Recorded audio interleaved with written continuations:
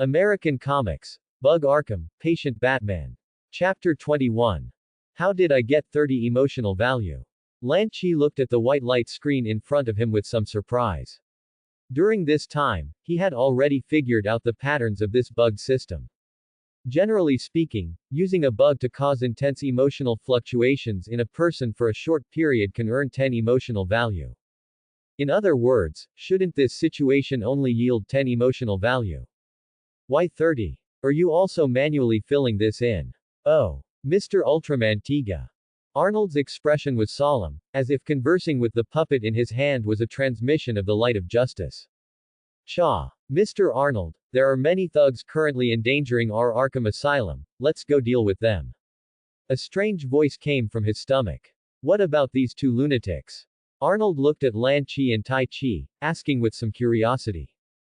Don't worry about them, just leave them to Dr. Harleen. Good. Arnold nodded, then, without the slightest hesitation, raised his gun and aimed at Tim Drake, who was rushing towards Lan Chi. Bang! A gunshot rang out, and bright red blood bloomed at Tim's upper thigh. Tim, who was originally rushing towards Lan Chi, stumbled and knelt before Lan Chi. Actually, you don't have to kneel in front of me. Lan Chi scratched his head, saying with some embarrassment, it makes me feel like I'm taking advantage of you. Tim, you fool. Do you think I want to kneel in front of you? Didn't you see I got shot? Shit. Let's get out of here quickly, or it'll be too late. Seeing the distant ruins and raging fire, Lan Chi held Dr. Harleen's hand, his expression hurried. Truly worthy of being a psychiatrist, her hand is just. Indeed, it's too dangerous here. If we don't leave quickly, we'll become a corpse with mental illness. Tai Chi nodded in agreement. Leave. Several burly men holding rifles quickly walked over. Where do you think you're going? Bob, the leader, looked at the lunatics in front of him with a disdainful expression. Tim, you're just too impulsive. If you had brought a few people to surround them earlier, wouldn't this have been resolved already? Tim got up, stumbling to Bob's side, clearly disagreeing with the other party's statement. I have my own set of standards for doing things, unlike you. He snorted coldly. Forget it, I won't talk about this with you. Bob turned to look at the three mentally ill patients and one psychiatrist blocked by them.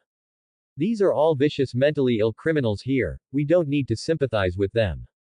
Lan Chi was full of question marks. Mentally ill criminals. Had he ever done anything criminal? Was he, Lan Chi, not a good citizen of Gotham City? He was still a pitiful and helpless mentally ill person, how was he labeled a criminal? Hey! Don't talk nonsense, we are not criminals. Lan Chi immediately retorted. Exactly. Exactly. We are just pitiful mentally ill people, we haven't done anything bad, you can't kill us just because we are mentally ill. Tai Chi also stepped out to argue. After all, both he and Lan Chi were pitiful mentally ill patients, constantly suffering from mental illness.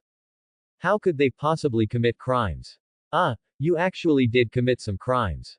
Lan Chi whispered to Tai Chi. Quote. Tai Chi looked at him somewhat bewildered, did I? How come I don't know? You forgot, a few days ago you used a fire grenade to blow up the weapons in the Red Line Company's factory. Hearing Lan Chi's voice, Tai Chi was stunned, carefully recalling the situation at the time. According to American law, his actions did seem to constitute a crime. But it's fine, I'm mentally ill, even if I commit a crime, the court will still send me to a mental hospital for continued treatment. Shut up. You two fooled lunatics. Bob's head ached from these two guys. He really didn't know how the doctors at Arkham Asylum responsible for these two mentally ill patients endured it. I don't care if you've committed crimes or not, in short, your painful lives are about to end. As he spoke, several big men held rifles in their hands, their dark muzzles all aimed at Lan Chi and the others. All of them had distorted smiles on their faces, although not as twisted as those of mentally ill people, they at least made Lan Chi and Tai Chi's rectums clench. Fire! Bob shouted, and then a bandaged elbow smashed heavily onto his head, sending him falling straight to the ground, unconscious. Young men sleep so well, they lie down and immediately fall asleep. The other burly men didn't even have time to fire before they were knocked to the ground by the silent bat and dark Batman darts who suddenly arrived. Lan Chi, you killed someone. Looking at the two burly men on the ground with Batman darts in their foreheads, Harleen looked panicked, turning to the mentally ill patient who had donned a dark Batman armor at some unknown point. They're just asleep, don't wake them up. Lan Chi, wearing the Batman armor, explained. Wait, he really seems a bit dead. Tai Chi whispered. Lan Chi seemed like a different person when he put on this dark armor, even his voice started to become deep. It's just, he didn't know why his lips were curled up, was he having another episode? Shish, they're just asleep, don't wake these guys up, or they'll pick up guns and go, biu, at you again. Lan Chi extended his index finger, signaling Tai Chi and Dr. Harleen to be quiet. Oh, Mr. Tiga, in this situation. Arnold looked at Lan Chi, a strange light flickering in his eyes. It's fine, you have to hit these thugs hard. Just like when I fight little monsters, you break their horns first. The Ultraman puppet beside him swayed, but the voice came from Arnold's stomach. Let's leave quickly, there's going to be a big explosion here soon. Silent Bat walked up to Lan Chi and the others, saying in a low voice. Come on, Dr. Harleen, quickly find a safe place, and then give me some treatment for my mental illness. Lan Chi gripped Dr. Harleen's hand tightly, quickly running forward. Wait for me, I need treatment too. Tai Chi followed closely behind. Mr. Arnold, let us fight those thugs. The Ultraman puppet swayed. Good. I, Arnold, am Gotham's messenger of justice. The ventriloquist, with a determined face, picked up the rifle from the ground, turned, and rushed towards the rioting thugs, facing the flames. Wayne Manor.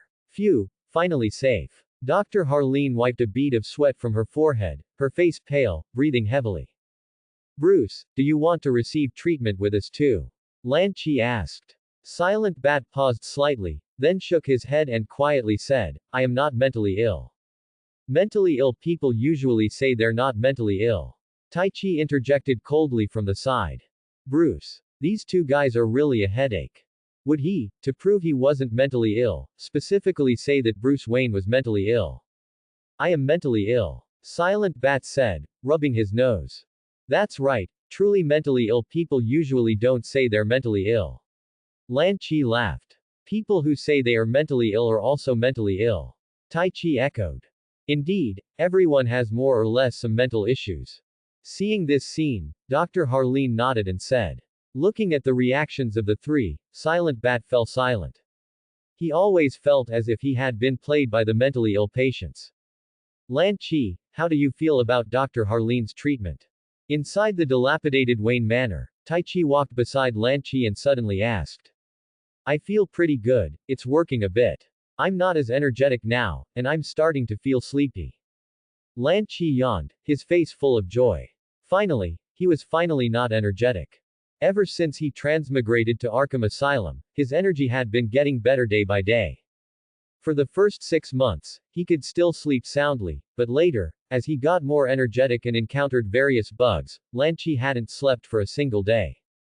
2 years, do you know how Lan Chi, who hadn't slept for 2 years, got through it? He could only boredly watch various bikini beauties suddenly appear before his eyes, and then jerk off. That was truly a painful and difficult past. Your results are that good. Tai Chi looked at the constantly yawning Lan Chi in surprise, why don't I feel anything? Then how did you feel about Arnold, whom you saw earlier? I'm not a gay, that guy looks too disgusting, old and fat. Tai Chi said with a look of disgust. See, Dr. Harleen didn't cure something for you. Lan Chi said. Cured what? Tai Chi asked, full of confusion. Your romantical orientation. She's truly a miracle doctor. Just a simple treatment for us, and it has this effect. Lan Chi increasingly felt that finding Dr. Harleen was the most correct decision. Not only did she help him with his treatment, but she also had him write down various thoughts from his mind from time to time. With Dr. Harleen's presence, he would definitely be able to cure his mental illness. The two walked further into Wayne Manor, and the dilapidated corridors around them gradually became clean. Even the fallen furniture was neatly arranged. Soon, they arrived at the rooms Bruce had allocated to the two mental patients. See you tomorrow, Tai Chi. Lan Chi was so sleepy he pushed the door open and entered directly. However, what the foo? How did the mental patients from Arkham Asylum escape? The soft memory foam bed and dim room he imagined did not appear before Lan Chi's eyes. Instead, there was a dirty road full of potholes and rubble. Only the backs of a few panicking white people fleeing remained in Lan Chi's sight, and not far away, there were a few black people holding pistols and walking towards him. Click. Lan Chi quickly closed the door, his small head filled with great shock. Holy shit. I must be dreaming. As expected of Dr. Harleen, just a slight touch made him, who hadn't slept for 2 years, start dreaming. She truly was a miracle doctor. Shaking his head, Lan Chi continued to open the door. 2 burly black men holding pistols were already in front of him. Motherfool, this is a robbery. You fool mentally ill pervert. Bang. Lan Chi quickly closed the door, his pupils constricted, and his brows furrowed tightly. What the fool is going on? Another bug? Or am I having another episode? He blinked, rubbed his eyes hard, and then continued to open the door. The black men were lying on the ground, with several holes shot through their bodies. A bald, pot-bellied, somewhat timid white old man stood nearby. A fierce Scarface puppet was on his right hand. The puppet swayed, and the old man's stomach rumbled. Sour radish fool. These fool black are dirt poor, they have nothing. Mr. Ventriloquist, we should rob a bank, do something big. But, the somewhat balding old man spoke timidly and softly. But Batman is too powerful, what if we? Shit. Old fool, what are you afraid of?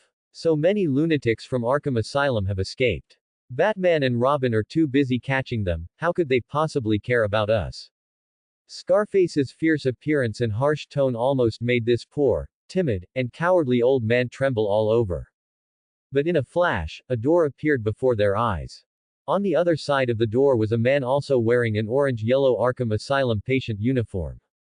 Arnold and Scarface were stunned for a moment. Fellow patient, you are. Bang. Lan Chi slammed the room door shut, his face full of confusion and astonishment. This wasn't fake. A bug really occurred. What exactly was going on? He couldn't figure it out, and even the drowsiness that had come over him from the few pills Dr. Harleen had given him earlier completely disappeared. He was now full of energy, thinking about what he had just seen and the situation behind the door, his face blank.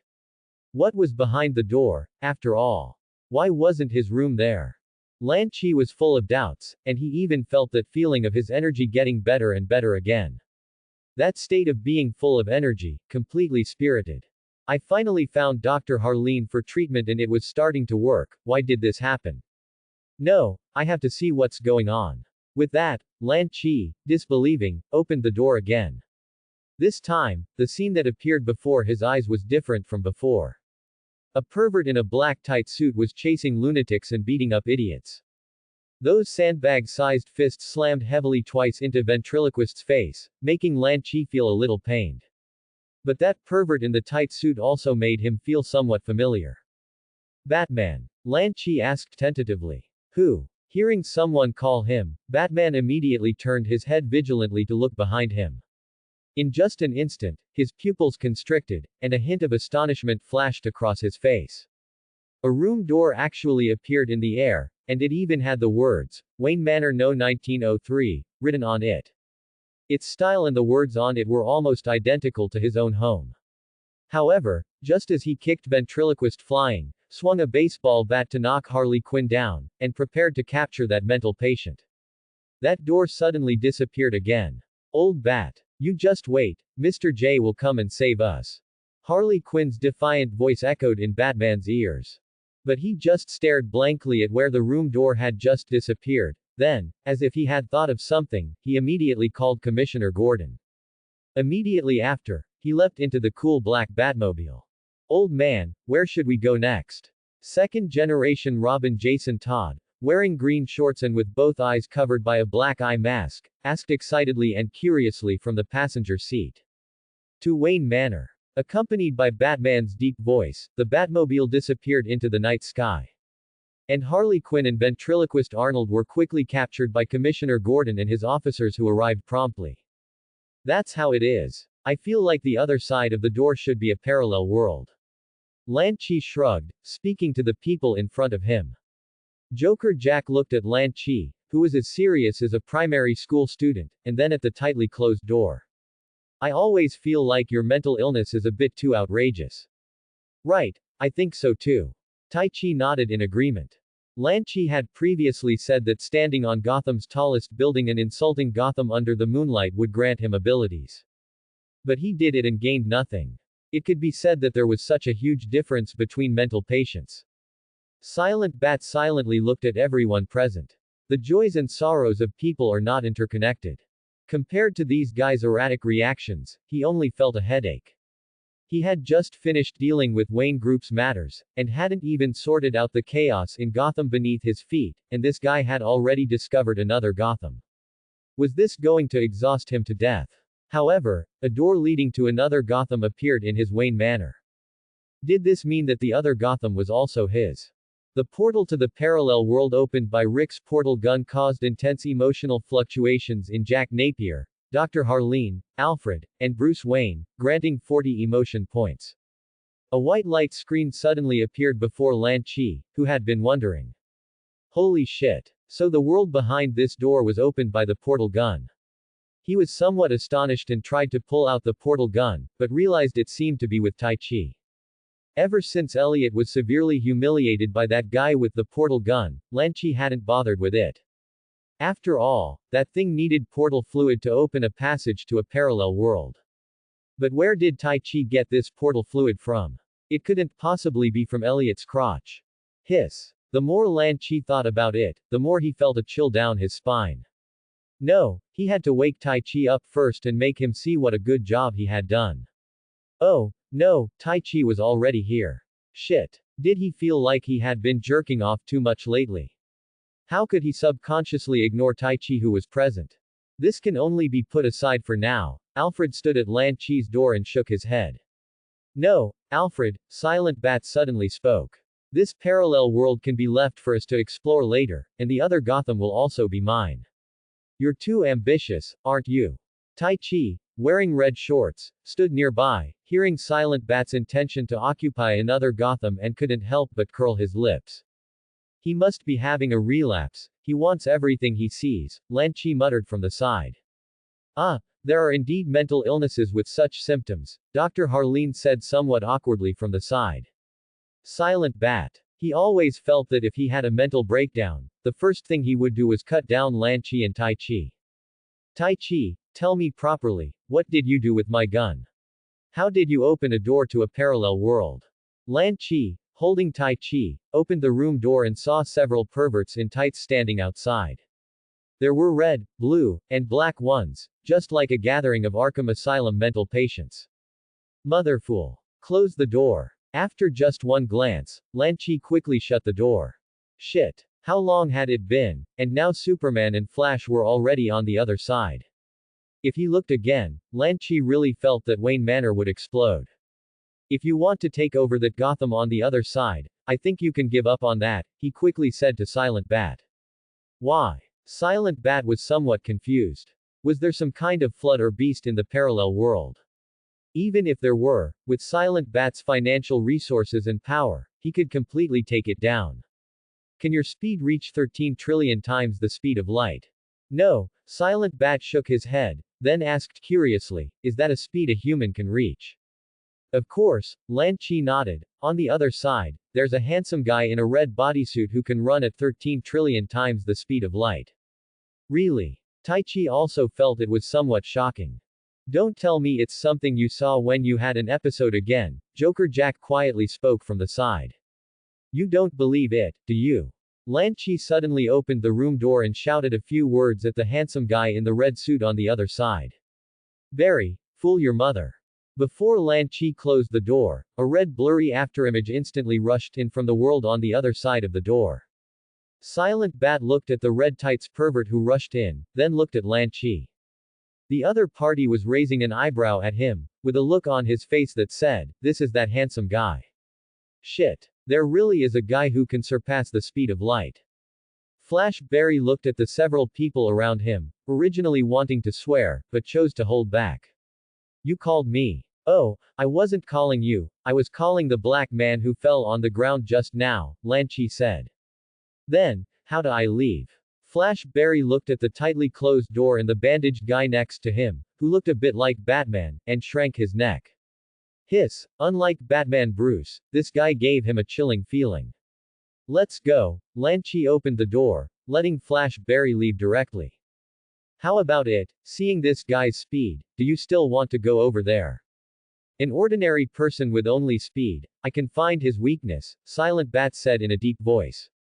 If it weren't for Lan Chi, he could have thrown the wiretap and miniature bomb onto Flash just now. I think his illness is getting worse, he's starting to get a bit stubborn. Lan Chi turned to Tai Chi beside him and said. He is a bit. Tai Chi nodded, and then, as if remembering something, he asked, but if there's a man who can surpass the speed of light over there, does that mean we also have such a guy here? Lan Chi looked at Tai Chi in astonishment. Tai Chi, sometimes I feel like you're not a mental patient.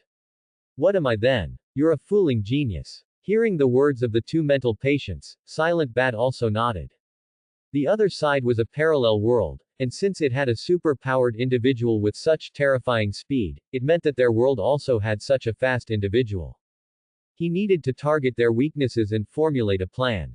Ha! Dr. Harleen yawned. It was already past midnight, and she was already sleepy, but she was woken up mid-sleep by Lan Chi, this mental patient, and brought here to see a door to a parallel world. I say, can't we discuss anything tomorrow? I'm very sleepy right now. Yeah, let's discuss this fool door tomorrow. Let's get some sleep tonight. Jack and Alfred were also a bit sleepy. Sleepiness surged like a tide, making their eyes barely able to stay open, discussing the door to a parallel world with a few mental patients.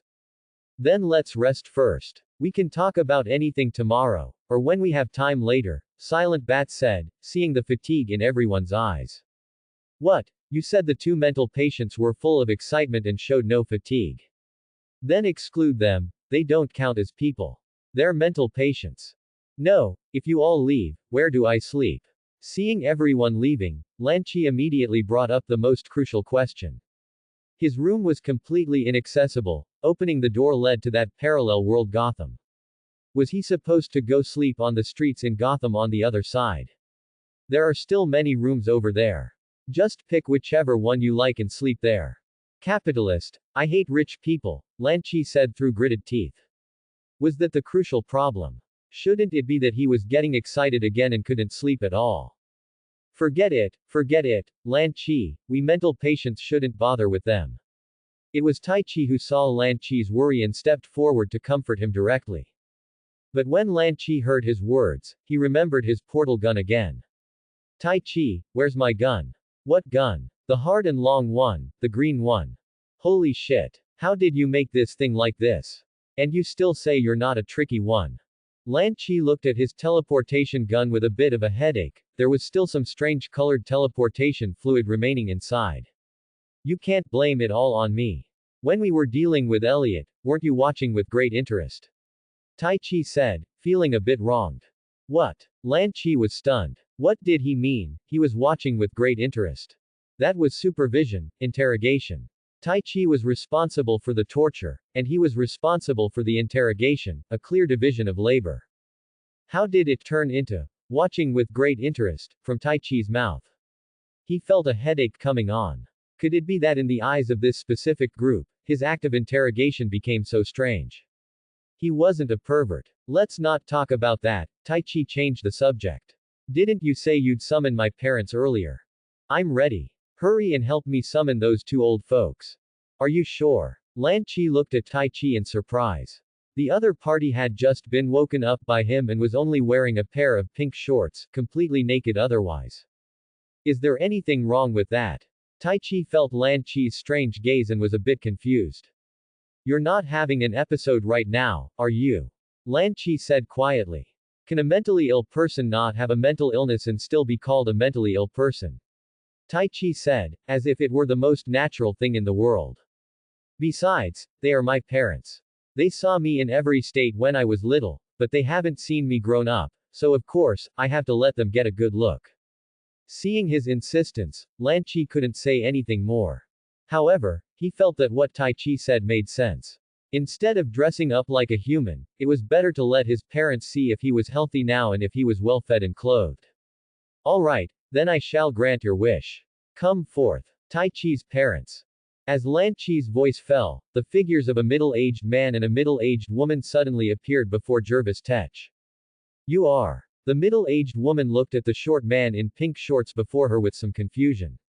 It's me, Mother, Jervis, your son Jervis. Tai Chi said excitedly.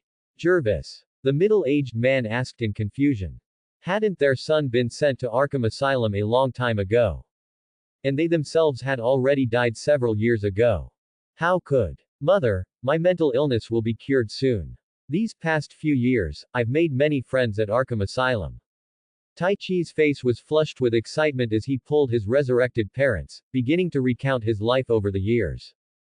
Half an hour quickly passed, and his parents beside him slowly dissipated, leaving him. How was it? How does it feel to see your parents again? Lan Chi leaned against the wall, sitting next to Tai Chi.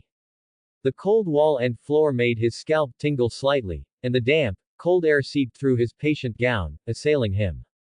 This is the feeling of Gotham. It's good. They know what kind of life I'm living, and they know I'm actively cooperating with the treatment, Tai Chi nodded. Speaking of which, how did you get a mental illness? Lan Chi asked curiously. He had been at Arkham Asylum for 2.5 years, and his close friends among the patients were Tai Chi and Bruce. Tai Chi was because he often talked to Lan Chi, while Bruce talked to him in his mind every day. But as for the cause of Tai Chi's illness, he knew nothing. Maybe because of someone named Alice. Tai Chi said after careful thought. Alice in Wonderland. It seems so. I'm not sure about the specifics, but I prefer this book. I always see the characters from the book outside. Lan Chi looked at Tai Chi with pity, a poor mentally ill person, who, like him, could see abnormal things in the real world. The two mentally ill patients leaned against the wall like that, chatting about their conditions and what kind of life they could live after they were cured. Early the next morning. Young masters, it's time to get up and eat. Alfred was about to call the mentally ill patients for breakfast, after which they would go to Dr. Harleen for treatment. But his movements suddenly paused, as if he had seen something incredible. The door to the parallel world, at some unknown time, had already opened. Alfred. These two mentally ill young masters, they wouldn't have opened this door and gone to a parallel world, would they? He hurriedly opened the doors of several surrounding rooms but did not see any sign of the two mentally ill patients. Well, it seemed now that these two young masters had probably gone to a parallel world. What's wrong, Alfred? Silent Bat walked over with Joker Jack. Master Wayne, see for yourself. Alfred pointed to the already open door. The clear words, Wayne Manor No 1903, on the door made Silent Bat's mouth twitch slightly. These two mentally ill patients, they wouldn't have opened the door and gone to a parallel world, would they? I knew it, those two guys definitely wouldn't be well behaved, Jack Napier said, covering his face with a speechless expression. Fortunately, he didn't hang around with those two guys, otherwise, he felt he would also become a lunatic. I'm going to find them and bring them back, Silent Bat said in a deep voice. Are you really going to find them and bring them back, Master Wayne? Alfred stared at Silent Bat, asking quietly. Yes. Silent Bat said, then stepped through the door. Bang. After seeing him walk in, Alfred shook his head, then casually closed the door. Do you think he's really going to find those two mentally ill people? Jack said, laughing from the side. His face was unusually pale, his mouth stitched with needle and thread, revealing a strange smile. Don't you already have the answer in your heart? Alfred replied. So all three of my patients went to a parallel world. Dr. Harleen looked at the closed door and Jack, who was laughing like a madman, with a bewildered expression. As you can see. Both shrugged, their faces full of helplessness. We don't have any money. The two mentally ill patients, dressed in Arkham Asylum's orange-yellow patient gowns, huddled in a corner of an alley, trembling as they faced 7 or 8 burly black men. It's okay, no money doesn't matter, as long as you have a butt. The leading burly black man wore a red bandana on his head, his physique robust, filled with a certain philosophical aura. Several burly black men surrounded them, emitting a certain inexplicable scent that made the two mentally ill patients tremble. Stop. Don't come any closer. Tai Chi's face was ferocious. Slurp. Hee hee. I like them like this. One of the burly black men licked his tongue with a tongue piercing, his eyes shining as he looked at Tai Chi. Shit. Lan Chi, why didn't we just sleep well? Why did we have to open this door? Tai Chi said, his face a bit pained. Can't you hypnotize them? Hurry up and hypnotize them. Lan Chi said with a frown. Compared to Tai Chi's panic, he wasn't particularly flustered. That's right, he found that this parallel world also had a bug. Holy shit. A full bug. I've already traveled to a parallel world, and it's still following me. Traveling to a parallel world caused Tai Chi and Silent Bat's emotions to fluctuate violently, gaining 10 emotion points. Do you want to extract a bug skill? Looking at the suddenly appearing light screen, Lan Chi's expression froze. What? Silent Bat also opened the door and came to this parallel world. Hey, you two poor psychopaths, don't look at us like that, the leading black strongman said. This is the East District. Did you not bother to ask what kind of place you escaped from when you ran away from the mental hospital? No, Tai Chi replied seriously. Then you two deserve to be cornered by us. The black strongman's face showed a lewd smile. Don't worry, our brothers will definitely give you two supreme pleasure. Another bald black man pulled out a huge durian, his smile eerie and perverted.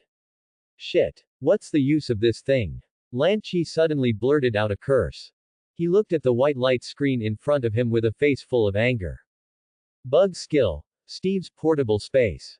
Description. You can freely enter items or yourself into Steve's portable space through a door. Current level 1. One item placed in the portable space or self-entry into the portable space grants half an hour of safe time, upgradable by adding points. After upgrading, portable space expands by 1 slot. Spending 100 emotion points only got him this thing. What was the use of this? Lan Chi's Batman armor and the green portal gun were all hidden in the bug. Although sometimes a bug might sweep these things away, that was only a possibility. As long as he didn't touch the bug, how could those things be swept away? He felt that keeping his things in the bug was good, and he didn't need Steve's portable space at all. Mailer fool, wasted 100 of my emotion points. He felt extremely angry, and even his face turned flushed. He was overheating. What's the use of this? Hearing Lan Chi's words, the black strongman holding the durian showed a strange expression. Even his black companions next to him couldn't help but show their white teeth and burst into laughter. Kid, you'll know what this durian is for in a bit.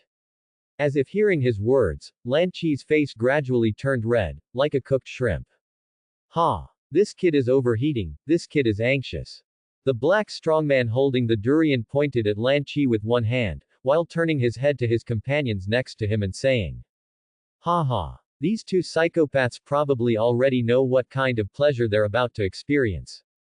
Hee hee, I can't wait to see their looks. Shit. What is this? Bang. Bang. Bang. The black man's angry curses, mixed with crisp bone-cracking sounds and dull thuds, echoed in Lan Chi's ears. Just as he, overheating, was about to elbow the black strongman, he saw a man wrapped in white bandages with a bat symbol on his chest appear before him. Tai Chi, Lan Chi, you two really give me no peace, Silent Bat said in a deep voice. Why are you here too? Lan Chi asked curiously, while casually pulling out a pager from Steve's portable space. Looking at the pager in front of him, Lan Chi was a bit confused. Why was there a pager in Steve's portable space? Normally, shouldn't there be nothing?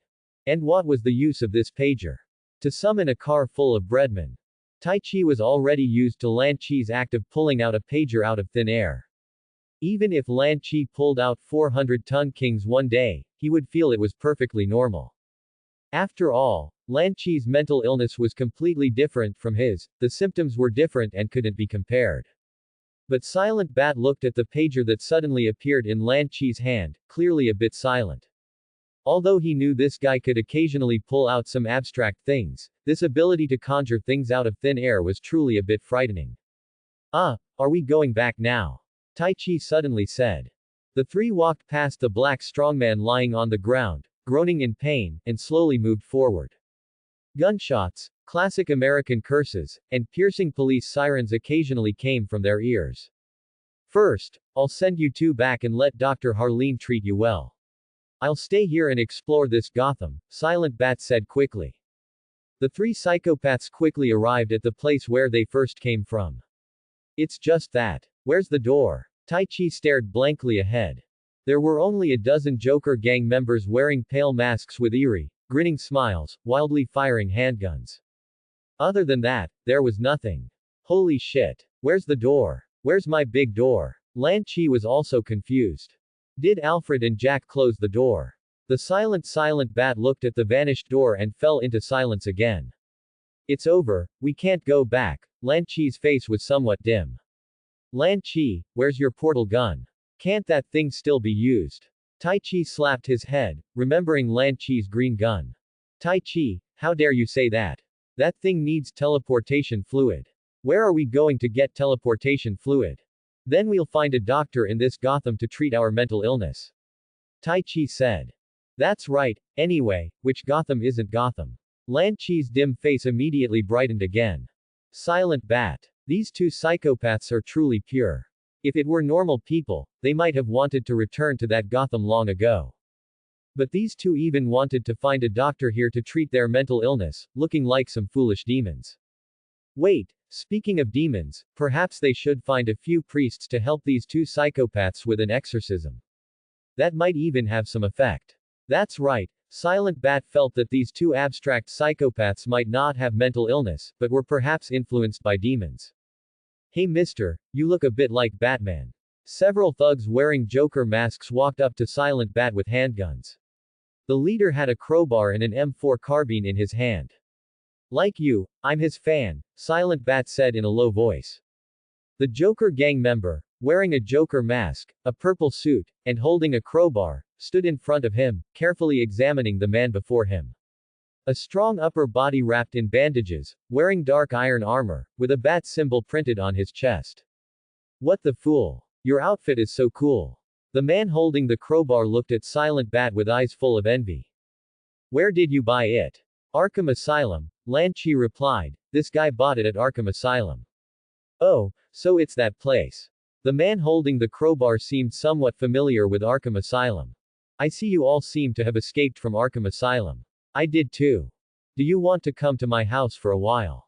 My house is very big, the bed is also very big, and most importantly, there's a cat that can do backflips, the man holding the crowbar invited. Holy shit. A cat that can do backflips. Is that true or false? Lan Chi's eyes sparkled. Of course it's true. Do you want to come and rest for a while? Of course, I see you're wearing Arkham Asylum patient uniforms. Walking on the street, you're very likely to be arrested by the police. The man leaned in front of the three and whispered. Holy shit. That's too cool. Tai Chi also got excited. Silent Bat looked at the two excited psychopaths and silently nodded. Okay. Anyway, they couldn't go back now, so they might as well find a place to rest first. The three quickly followed the Joker gang members with guns towards a direction in the East District. They soon arrived at a small villa. This place is indeed quite big, Lan Chi nodded and said. Right, the man holding the crowbar curled a strange smile on his face. But where's the cat you mentioned that can do backflips? Lan Chi's face was full of curiosity and excitement. Silent Bat stood aside, intently watching the people around him and observing the nearby environment. Just then, a knock sound came from outside the door. Mr. Napier, Gotham Tax Bureau, open the door. Outside the villa. Charge. Fully armed, the police officer in a bulletproof vest signaled the camouflage-clad, helmeted police behind him to storm in. The camouflage-clad police officer nodded, holding a thick wooden beam with both hands, ready to break open the wooden door. However, just as they were about to hit the wooden door, it opened. A man wearing a Joker mask appeared at the doorway. He was about to speak when the wooden beam slammed into his lower body.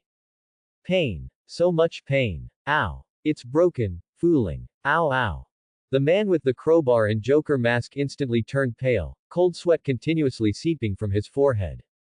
But he just clutched his lower body tightly, unable to utter a single word. What the fool? Are you okay? Lan Chi was startled when he saw the man clutching his lower body, trembling as he squatted down. He immediately stepped forward to comfort this kind person. After all, such things happen to people. Although the other party's face was covered by a mask, he could vaguely feel the sorrow of the other party gritting his teeth.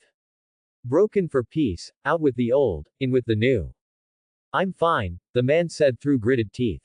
Silent Bat and Tai Chi looked at the man clutching his lower body and squatting on the ground, feeling a chill in their own lower bodies. Search them. The officer who had broken in ordered immediately. He walked up to the man clutching his lower body, pulled out a search warrant, and spoke in a flat tone, with a hint of sympathy. Mr. Napier, we suspect you've evaded too many taxes, and we need to investigate you now. Go, go, go. After speaking, the officer waved his hand, allowing the police behind him to rush in. Several rooms were violently broken into, but even when they saw evidence of drug manufacturing and kidnapping for ransom, they turned a blind eye. They just focused on finding the tax evasion evidence they wanted.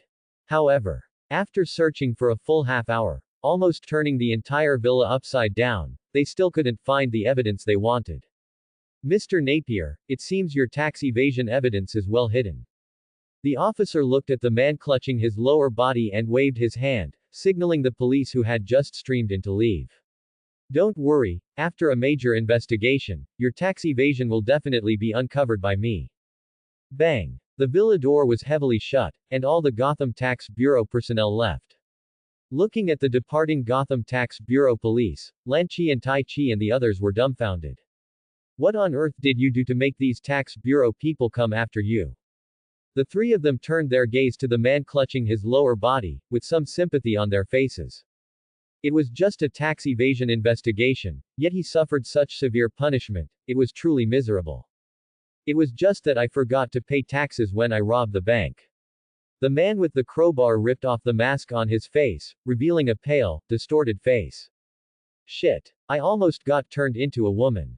Jack. Tai Chi suddenly blurted out, did you also open that door? I'm Joker, not Jack. The man with the crowbar, pale-faced and with green hair, corrected him. Perhaps it's the Jack of this Gotham, Silent Bat explained to Tai Chi. Holy shit. Mr. Joker, I mistook you, my apologies. Tai Chi immediately apologized, clearly a 5-star good citizen of Gotham. Who is this Jack you're talking about? Joker stood up and looked at the three people in front of him. The injury inflicted by the tax bureau personnel no longer hurt at all. Yes, that thing had lost all sensation. A handyman at Arkham Asylum, who later became a handyman at Wayne Manor, Lanchi explained. Then he's really lucky to have become a capitalist's lackey. Joker scoffed, walking over and sitting on the sofa. His face was unusually pale, making it hard to tell if it was due to excessive blood loss or heavy makeup. Are you, really okay? Lanchi tentatively spoke, as the other party's black trousers had turned dark red, and the blood was spreading more and more. The strong smell of blood made his eyelids twitch involuntarily. I'm fine, just a minor injury. Joker waved his hand, immediately indicating he was all right. You guys also escaped from Arkham, right? Have you seen someone?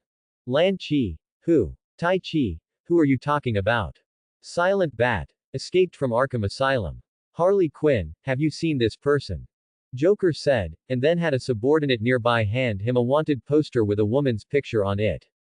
In the photo, the woman was dressed in red and black, with a pale face, like a woman dressed as a clown in a circus. Tai Chi, she looks like a clown from the circus. Hearing his words, Joker cackled. She's very similar, isn't she? My masterpiece, this is my. He began telling Lanchi and the others how he transformed Harley Quinn, and there was even a subtle sense of pride. By the way, how did you guys escape? Joker glanced at Lanchi casually. Feeling Joker's suspicious gaze and the subtle glances from the Joker gang members, Lanchi remained calm. It's simple, Batman brought us out.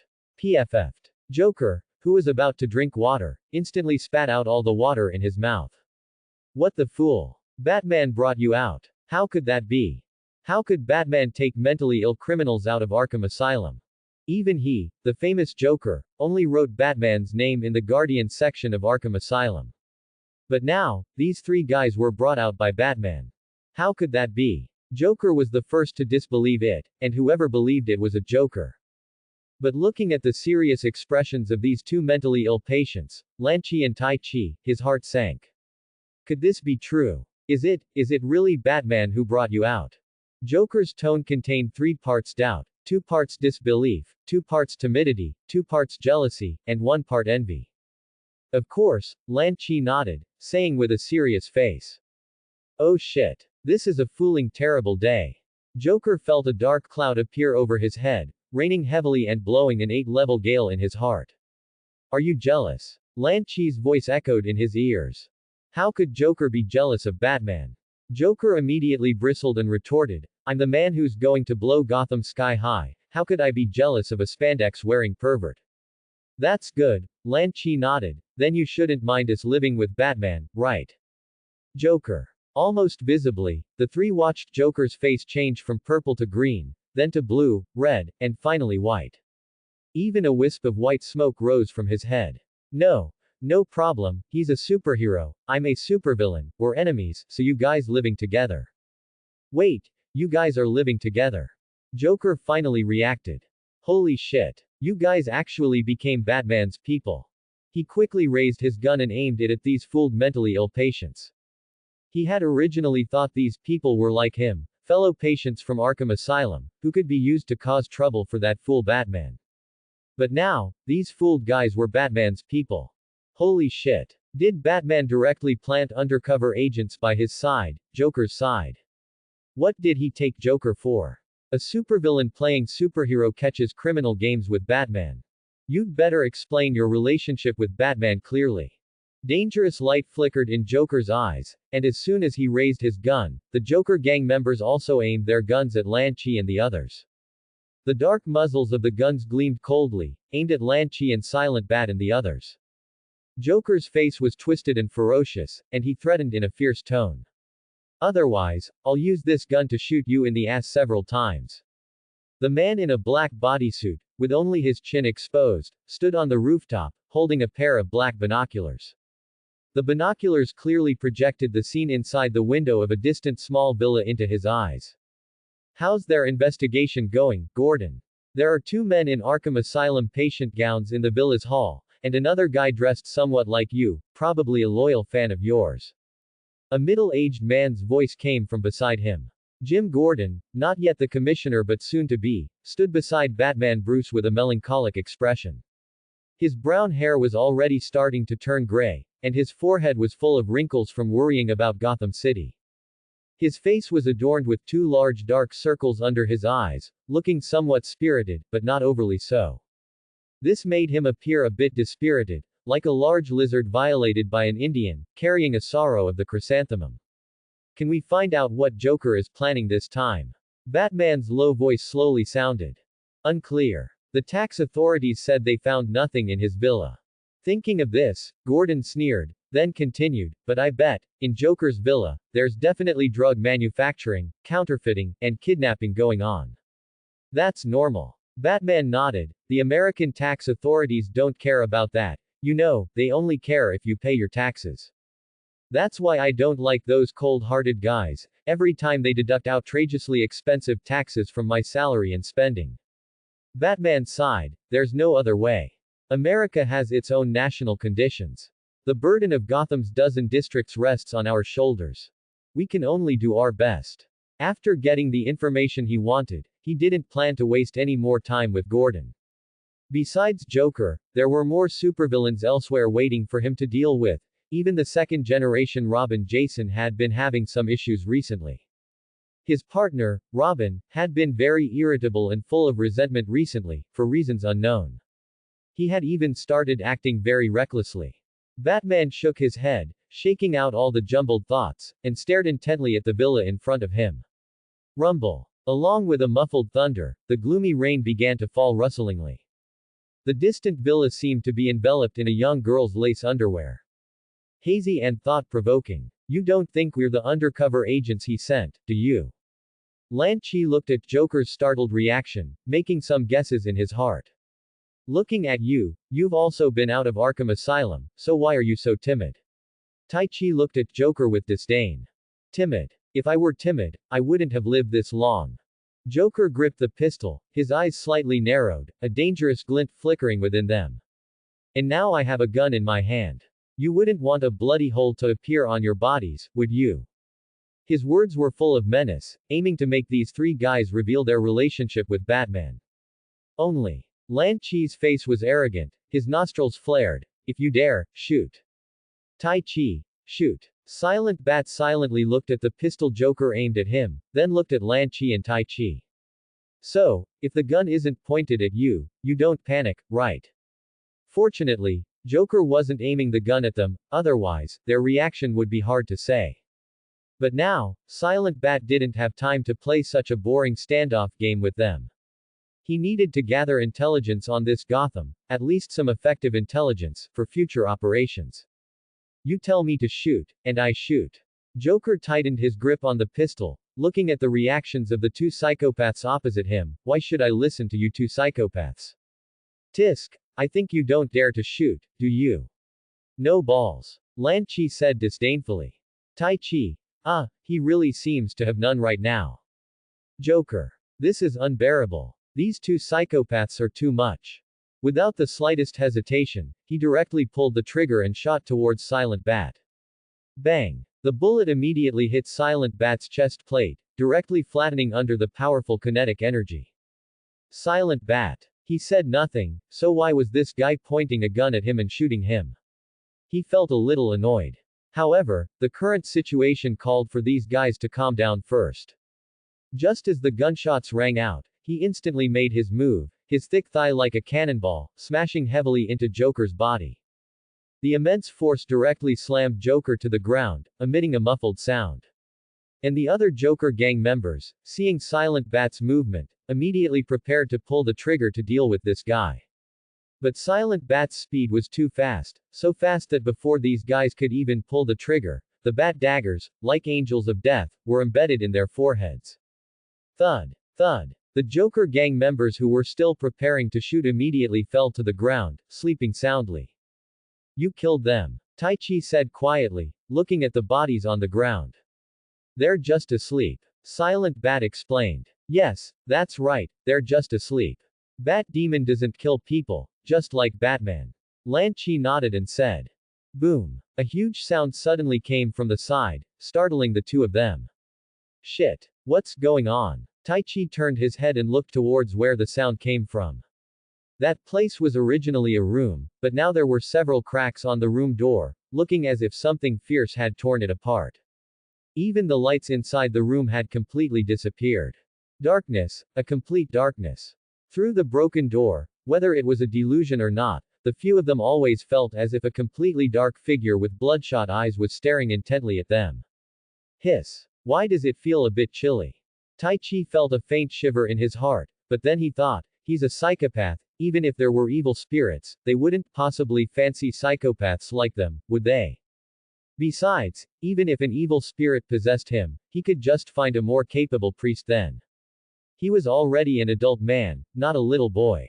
Lan Chi shifted his gaze from where the loud sound had just come from, then moved it to Joker, who was crawling on the ground. Mr. Joker, we're really not Batman's people. I know. Joker's mouth stretched to his ears, revealing a somewhat spirited smile. Let me tell you a joke. A psychopath from Arkham Asylum is actually an undercover agent for Gotham's Bane, Batman. What kind of psychopath could become an undercover agent for Batboy? Joker continued to talk to himself. Of course, it's me. Joker man. Lan Chi looked troubled. Honestly, kid, your joke isn't funny at all. However, just as he finished speaking, several strangely dressed people suddenly appeared around Joker. A black man in a basketball uniform, a chicken in overalls, and a head used as a basketball. Even those people started making some inexplicable movements, striking abstract poses. Oh, Lan Chi, you're having an episode again. Tai Chi's eyes widened as he looked at the figures surrounding Joker, his eyes filled with disbelief. This was too fooling abstract. A chicken being chased by a basketball, and a fooling thing that looked like a prison cell covering someone's head. Even Silent Bat felt a bit overwhelmed, his eyelids twitching uncontrollably. You triggered a hidden bug. Kid, this isn't funny, caused Jervis Tech, Silent Bat, and Batman to experience intense emotional fluctuations, gaining 30 emotion points. It seems something strange has snuck in. Holy shit. How did these fool things appear out of nowhere? Looking at the abstract things around him, the Joker's face twisted. He turned his head to look at Lan Chi and guessed, is it your superpower? I said this is a mental illness I committed, do you believe me? Lan Chi scratched his head and replied. Yes, of course I believe it. Despite seeing such abstract things, the Joker still believed Lan Chi's words. After all, the one who understands mental illness best is a mentally ill person. Doesn't he know whether these words can be believed? Only. Beside him, a small boy in green shorts and a red combat suit appeared at some point. He suddenly delivered a flying kick, hitting the Joker squarely in the face, knocking him to the ground. It's all over, villains. Jason. What are you doing? Behind him, a man in a black Batman-tight suit suddenly rushed out of the previously dark room. Doing what I should do, old man. After speaking, second-generation Robin Jason Todd gave the Joker another fierce kick, causing blood to spill from the Joker's mouth. Looking at the two people who suddenly appeared, Tai Chi noticed the information in their words just now. He turned his head and asked Lan Chi beside him. Is he Jason? Probably, maybe he's a poor soul from this parallel world. Lan Chi shrugged, watching Jason continuously kick the Joker's bad leg, and couldn't help but feel pain for the Joker. This was too miserable. But Lan Chi, the clothes he's wearing are a bit like your previous tight suit. Tai Chi looked at Batman's pointed cowl and the tight suit with the Batman symbol on his chest, recognizing at a glance that Lan Chi had also worn such clothes before. Is there a possibility that the Batman armor I was wearing at the time belonged to this guy? Lan Chi replied. After all, he still didn't know how many sets of Batman armor Batman had.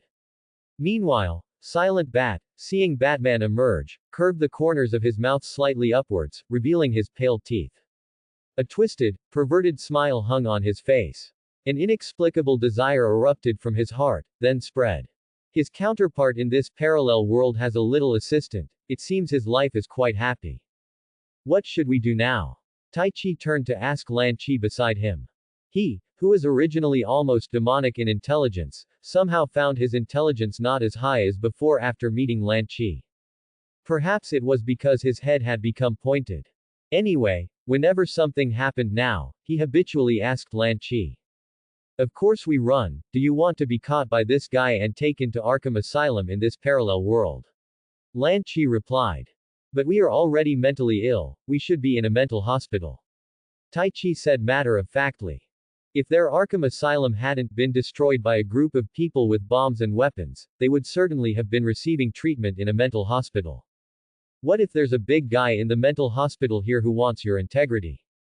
According to unofficial history, the 5-star general back then slaughtered the mental hospital, causing it to collapse, and that mental hospital was not to be trifled with. After all, every mental hospital has a delirious, ambiguously oriented big guy. Not to mention, the big guy the 5-star general had to deal with was a famous gay man throughout America. The 5-star general originally wanted to pull out his gun and shoot, but he didn't expect that big guy to directly hold down his gun, pull out his own gun, and then stab. Tai Chi. This unofficial history is too wild, isn't it? So wild that only history is left. God fool it, a 5-star general getting XXO'd in a mental hospital. If his old man knew you were slandering him here, he might just open his coffin lid and come find you. After Robin dealt with all of the Joker's gang, he turned to look at the three of them. His tone was a bit flippant. All right, the Joker's dealt with, now it's time to deal with you patients who escaped from Arkham Asylum, and... He fixed his gaze on Silent Bat in front of him. Are you a die-hard fan of Batman? This guy, who somewhat resembled Batman, made him feel a bit suppressed. The Batman symbol on his chest and the bandages wrapped all over him looked just like another Batman. Slap. After Batman knocked out the Joker with a big slap, he slowly walked in front of Robin. His deep voice suppressed anger. What did you just do? Jason. Didn't I tell you to stay hidden? Old man, look, they're only 4 people, we're enough to deal with them. Jason was unfazed by the anger in Batman's tone. All these heinous criminals and mentally ill criminals should suffer the iron fist of justice. It's best to ensure they never have a chance to commit crimes again. Deal with them. Are you kidding me? Batman roared at Jason. You can't even handle the person wearing the armor and wrapped in bandages. How is that possible? Watch me. Jason was full of confidence. With that, he immediately rushed towards Silent Bat, like a swift bird. However, slap. A crisp slapping sound rang out, followed by Robin Jason's right cheek swelling high, with a clear red slap mark appearing on it. Ha ha ha ha. Arrogant Robin, you got what you deserved. As soon as the Joker woke up, he saw Robin being slapped dizzy by Silent Bat. An exaggerated smile immediately spread across his pale face. You stay here obediently and wait for Gordon and them to arrive. Batman pulled out handcuffs and cuffed the Joker to the nearby doorknob. Then, he walked in front of Lan Chi and Tai Chi, and said in a low voice, "You two, I don't seem to have seen you before. It's normal not to have seen us, we're not local to Gotham, we're two stinking outsiders." Lan Chi nodded and said, "Alfred, still no luck?" Batman whispered to Alfred, the butler on the other end of the comms. "No, Master Wayne, I've searched everyone in Gotham, and these two people's identity information is simply not among them." An aged voice came from the earpiece, making Batman's already grim face even colder. "You two are very honest outsiders, but you're wearing Arkham Asylum patient uniforms. I need your cooperation to ensure no patients have escaped from Arkham Asylum." Batman's gaze was incredibly cold, as if it could penetrate everything, and his low voice was full of pressure.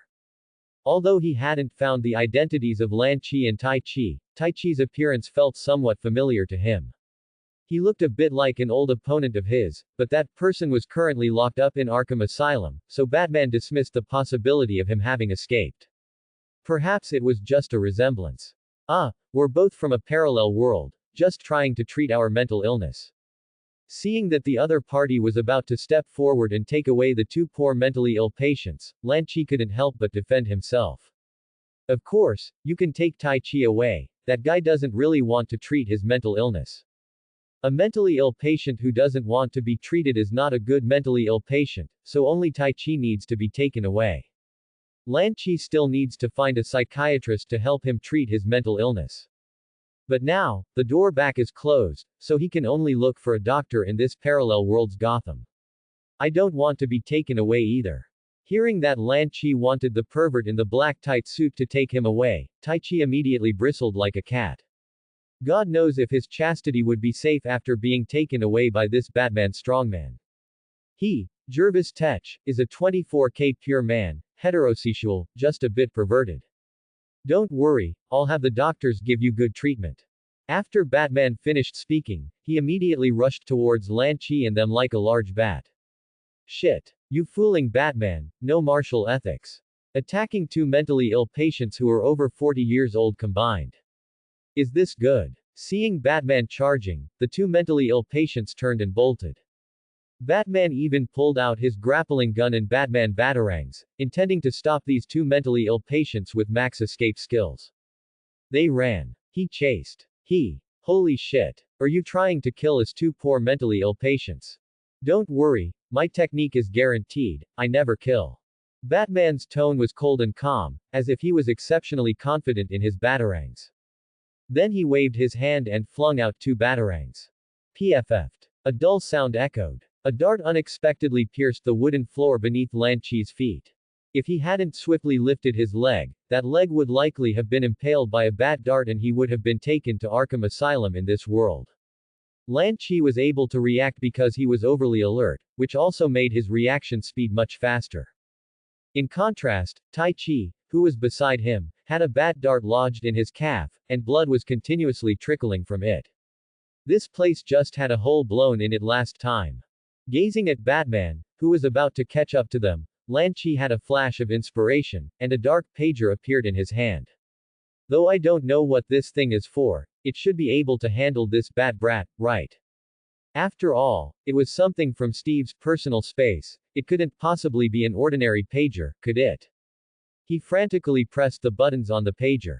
However, the display screen kept showing the message, "Target has been recorded." But Batman had already reached them. His face was grim, looking like a tight-suited pervert full of violent tendencies. Lan Chi could even imagine Batman's twisted smile on his face. Marula. Batman is going to hit them hard.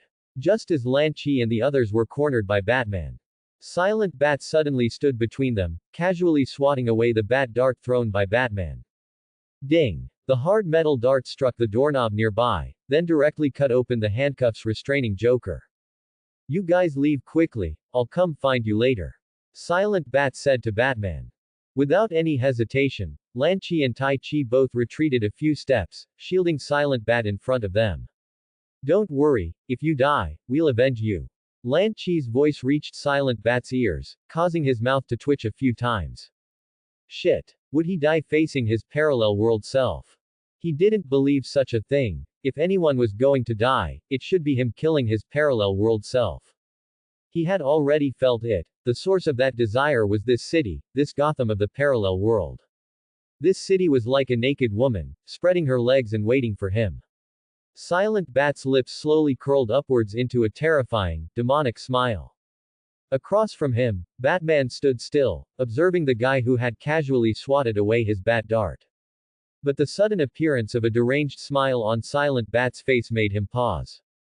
Immediately after, he felt his scalp tingle slightly, and he was filled with astonishment. What kind of smile was that? It was as if Joker's entire face had been peeled off, then half of it worn, revealing sharp teeth, and the corners of the mouth stretched continuously up to the ears, a chilling smile. Normal people wouldn't show such a smile, only lunatics would smile like that. Without any hesitation, Batman immediately charged forward. And Silent Bat immediately clenched his fist to block the opponent's straight punch. The two exchanged blows, punching and kicking, not forgetting to throw a few miniature bombs while they were at it. But these miniature bombs were kicked away by the opponent into the distance the next second, exploding.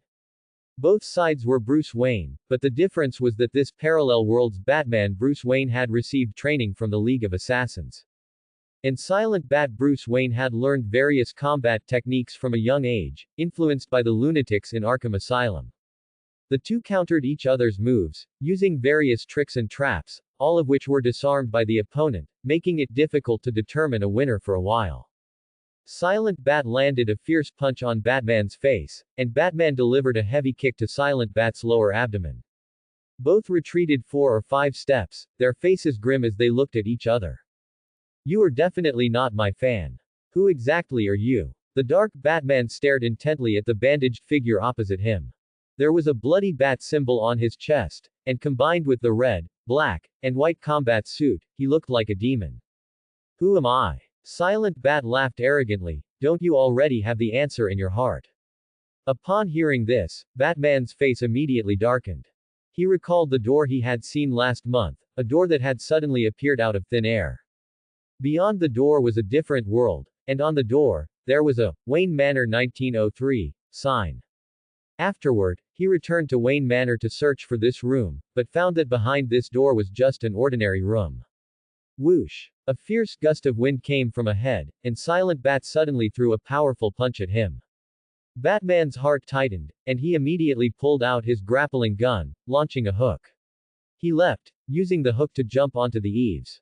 Seeing this, Silent Bat immediately rushed forward to pursue. In the dark, cold rainy night, two figures continuously clashed on the rooftop. Below, maniacal laughter continuously erupted from Joker's mouth. Ha ha ha. My hideout has been destroyed by you fooled guys. Joker's face was filled with a crazed, twisted smile. If a 3-year-old child saw it, they would probably burst into uncontrollable wails. He held a gun in his hand, continuously shooting, biu at Lan Chi and Tai Chi. The three quickly ran out onto the road outside the small villa. Holy crap. Lan Chi, my hypnosis doesn't work on this guy. Tai Chi covered the wound on his leg while dodging Joker's shots. In that case, there's no choice, I'll have to make a move. Lan Chi looked at Joker, who was frantically shooting at them, his face full of anger. We're all lunatics, can't you just leave us alone? Ha ha ha. What lunatic would say they're a lunatic? Joker's face was full of disbelief. In his eyes, Lan Chi and Tai Chi were definitely Batman's people. They might even be despicable Batman's undercover agents planted in Arkham Asylum. Their purpose was to monitor him, truly worthy of the old Bat, so cunning. Shit. You're forcing my hand. Unless absolutely necessary, Lan Chi didn't want to use Lan Chi on a lunatic. After all, lunatics were already pitiful enough. If they became idiots on top of that, it would be even worse. Although the effect of Lan Chi only lasted for 1 day, it was possible that this one day would become the worst day in that lunatic's life. However, Just as Lan Chi was about to use the bug skill Lan Chi, a loud horn sound suddenly came from ahead. The horn sound was extremely piercing, and it came with a strong light shining towards them. Holy crap! It's the fooled 100-ton king. After clearly seeing the approaching guy, Lan Chi's face changed drastically. He immediately took Tai Chi and the two desperately fled backward. Ha ha ha. All of you die. Fooled undercover agents. Joker's face was filled with madness, continuously shooting at Lan Chi and the others. He naturally noticed the 100-ton king behind him, but he couldn't run now. Never mind, just keep shooting. Bang! The 100-ton king jolted slightly, then slowly slowed down. In the driver's seat sat a man dressed in scarecrow attire. It was Scarecrow Jonathan Curlane. Boss, did we hit something? The man beside him, dressed like a terrorist with a black hood and bulletproof vest, holding an assault rifle, felt as if the truck had run over someone, and it seemed to be accompanied by someone's scream. It must be a speed bump, right? Scarecrow said indifferently. Shit. Why aren't you stopping yet? Don't you believe I'll shove this gun barrel up your ass and let you experience the pain of your rectum? A faint voice came from underneath, causing the man dressed as a terrorist to pause. Boss, it really seems like we hit someone. It's fine, this car has Wayne Group insurance, they'll pay for it. See those two on the roof. Kill Batman, and Gotham will be ours. A cold, cruel glint flashed in Scarecrow's eyes. The two quickly drove the 100-ton king next to Joker's villa. The vehicle finally stopped, and the two in the driver's seat jumped out. Scarecrow held a device containing fear gas, and just as he was about to fire it at Batman, he heard a voice from behind him. Shit. Scarecrow, didn't you see I was still under the car? Joker's voice continuously came from behind him, causing Scarecrow, who was about to act, to pause. He quickly turned to look at the scene behind him, and seeing it, he couldn't help but widen his eyes, his face filled with surprise. What the fool? How are you still alive? His tone was full of surprise and disbelief, seemingly astonished that Joker was still alive after being dragged by the 100-ton king for so long. I tried so hard, and you're still alive. Hey, I have a strong life. Joker struggled to crawl out from between the wheels. The gun in his hand was completely out of bullets, but Scarecrow and his men didn't know that. He narrowed his eyes and threatened. Get me out of here, Scarecrow, or I'll shove this gun barrel up your ass and let your rectum experience what an iron torrent feels like. Lan Chi and Tai Chi climbed into the cockpit of the 100-ton king, shouting at the two Bruce Waynes who were fighting on the roof. Stop fighting. Stop fighting. You can't kill anyone like this. Seeing that the two guys were still entangled, Tai Chi said, let's go quickly, Bruce will definitely catch up later. Lan Chi nodded, then, relying on his memories from his previous life, he started the ignition, shifted gears, and stepped on the accelerator. On the dark and cold road, the massive truck sped forward like lightning. Even the police cars not far away, seeing this behemoth, didn't dare to block its path.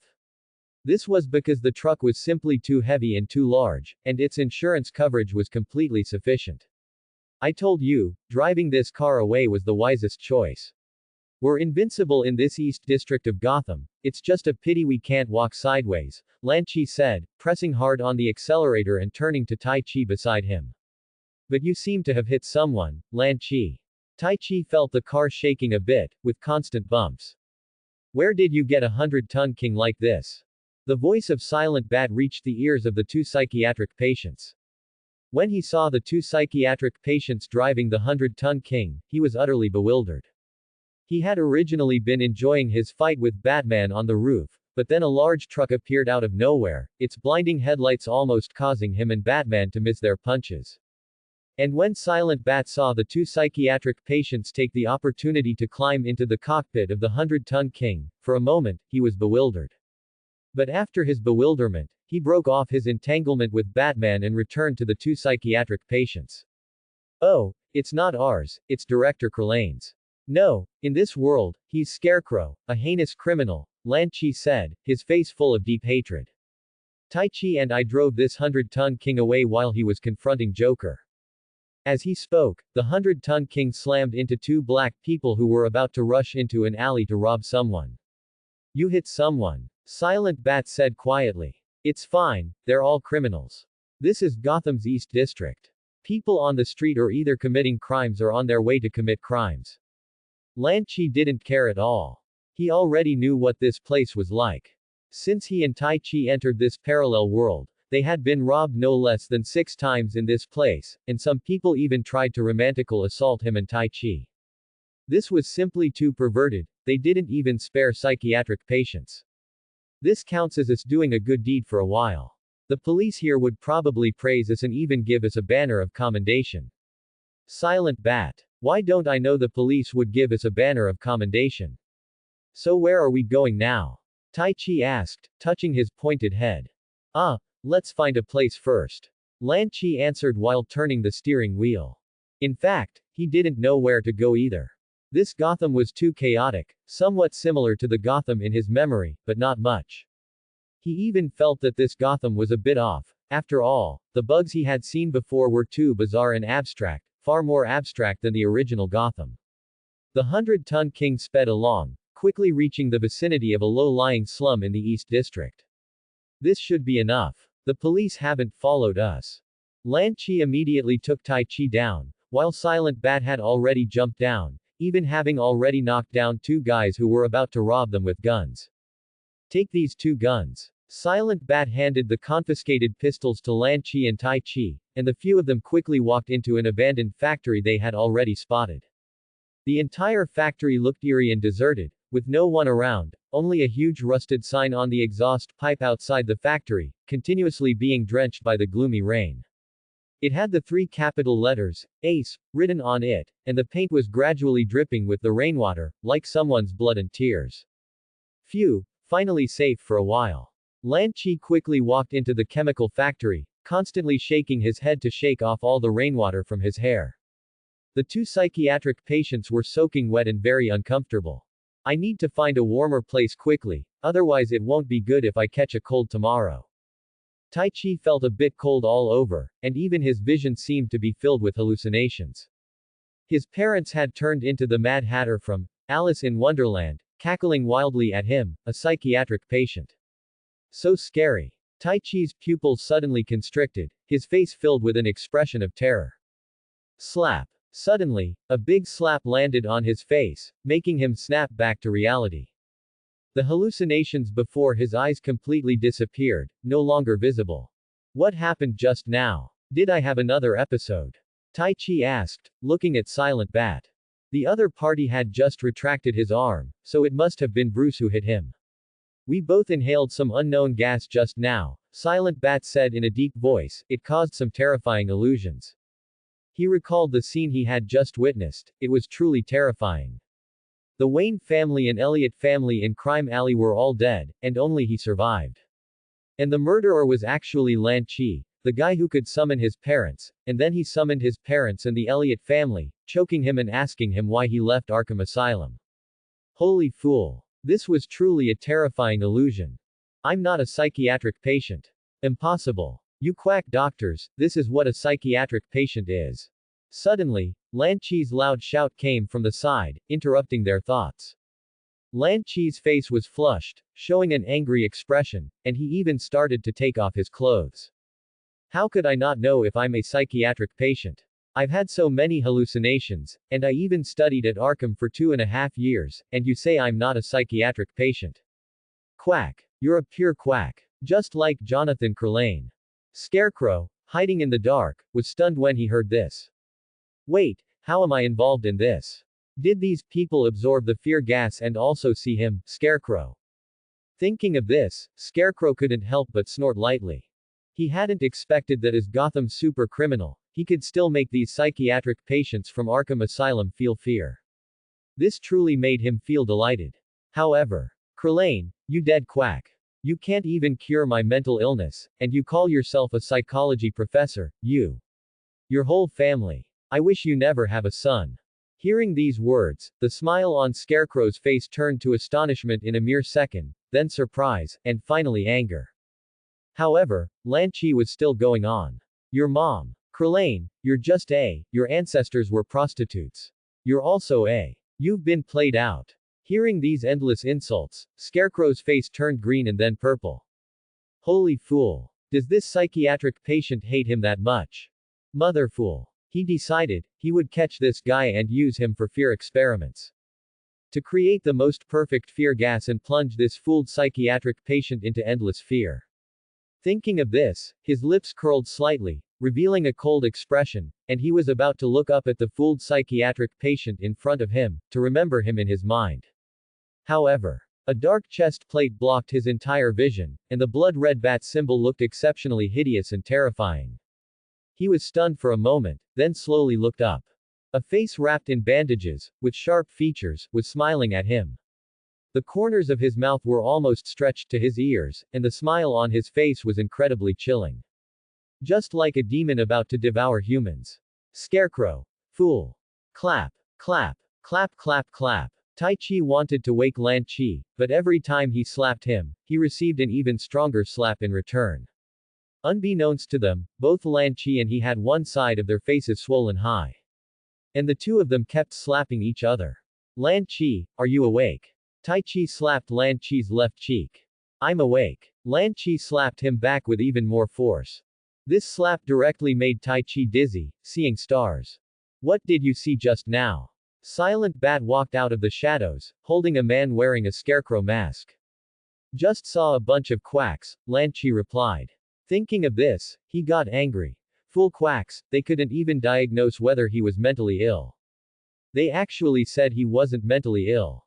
If he wasn't mentally ill, would he be so spirited? Which normal person would be as spirited as him? They were incompetent but wouldn't admit it, insisting he wasn't mentally ill. Could he not know if he was mentally ill? Shit. A bunch of quacks. Tai Chi, do you think I'm mentally ill? He turned his head to ask Tai Chi, who had just recovered. Yes, definitely, a mental patient among mental patients. Your illness is much more severe than mine. Tai Chi's face was full of conviction. He felt like a rookie in front of Lan Chi, a mental patient who had been ill for 2.5 years. Tai Chi, you understand me. Is this Scarecrow? Where did you find this guy? Seeing Scarecrow in Silent Bat's hand, Lan Chi couldn't help but ask. The other party had a scarecrow mask on his head, and his clothes were a bit torn. Besides that, only those gloomy, cold eyes startled the two mental patients. He was standing over there spying on us, and the illusions we saw just now were all created by this guy. Silent Bat said, then pulled out several containers filled with fear gas from Scarecrow's body. The containers looked very small, about as thick as a finger, made of glass, and somewhat similar to the main body of a syringe. This must be what caused us to have hallucinations just now. Ha ha. I advise you not to mess with my things, Scarecrow said with a sneer. You know nothing about what you are about to face. However, Tai Chi had already opened a container of fear gas and was about to place it in front of Scarecrow. Huh. Hearing Scarecrow's words, he suddenly paused, his hand holding the bottle suspended in midair, unsure whether to hand it to the other party. Huh, what? Lan Chi grabbed the bottle, and in an instant, brought it to Scarecrow's face, letting the other party inhale. Let this guy taste his own gas. Scarecrow's pupils suddenly constricted, staring intently at this mental patient, and immediately cursed. Shit. Your mother, cough cough cough. Cough cough. The fear gas was inhaled by him, extending from his nasal cavity all the way to his trachea, and into his body. At the same time, a terrifying scene appeared before his eyes. Bats. So many bats. Shit. Don't come over. Ah. A shrill scream came from Scarecrow's mouth, making one wonder what tragic scene he saw. Just as Scarecrow screamed, a group of burly men in black masks and full of muscles rushed in fully armed. The leading strong man's face immediately changed when he saw Scarecrow being held by Silent Bat like a dead dog. Let go of the boss. Or we'll shoot. Ah. A shrill scream came from Scarecrow's mouth, making one curious about what torment he was enduring. What did you do to Scarecrow? Scarecrow's subordinate roared. Nothing, we just did to him what he did to us, that's all. Lan Chi honestly told the whole story. He thought he would get the support of these people, but he didn't expect these thugs to point guns at him, and even pull the trigger. Thugs. Absolute thugs. He was somewhat exasperated, looking for cover, trying to use it to resist the fierce firepower from the other side. Bullets, like a torrent of steel, continuously shot towards the three.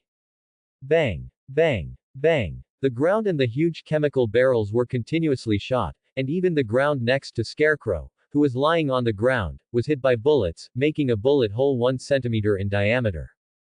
Motherfool. Are you foolin' crazy? If you shoot the boss, who will pay us? The leading man slapped the head of the black man who had just shot near Scarecrow. He had no professional ethics at all, he even dared to shoot the foolin' boss. He didn't even know where the boss's money was hidden.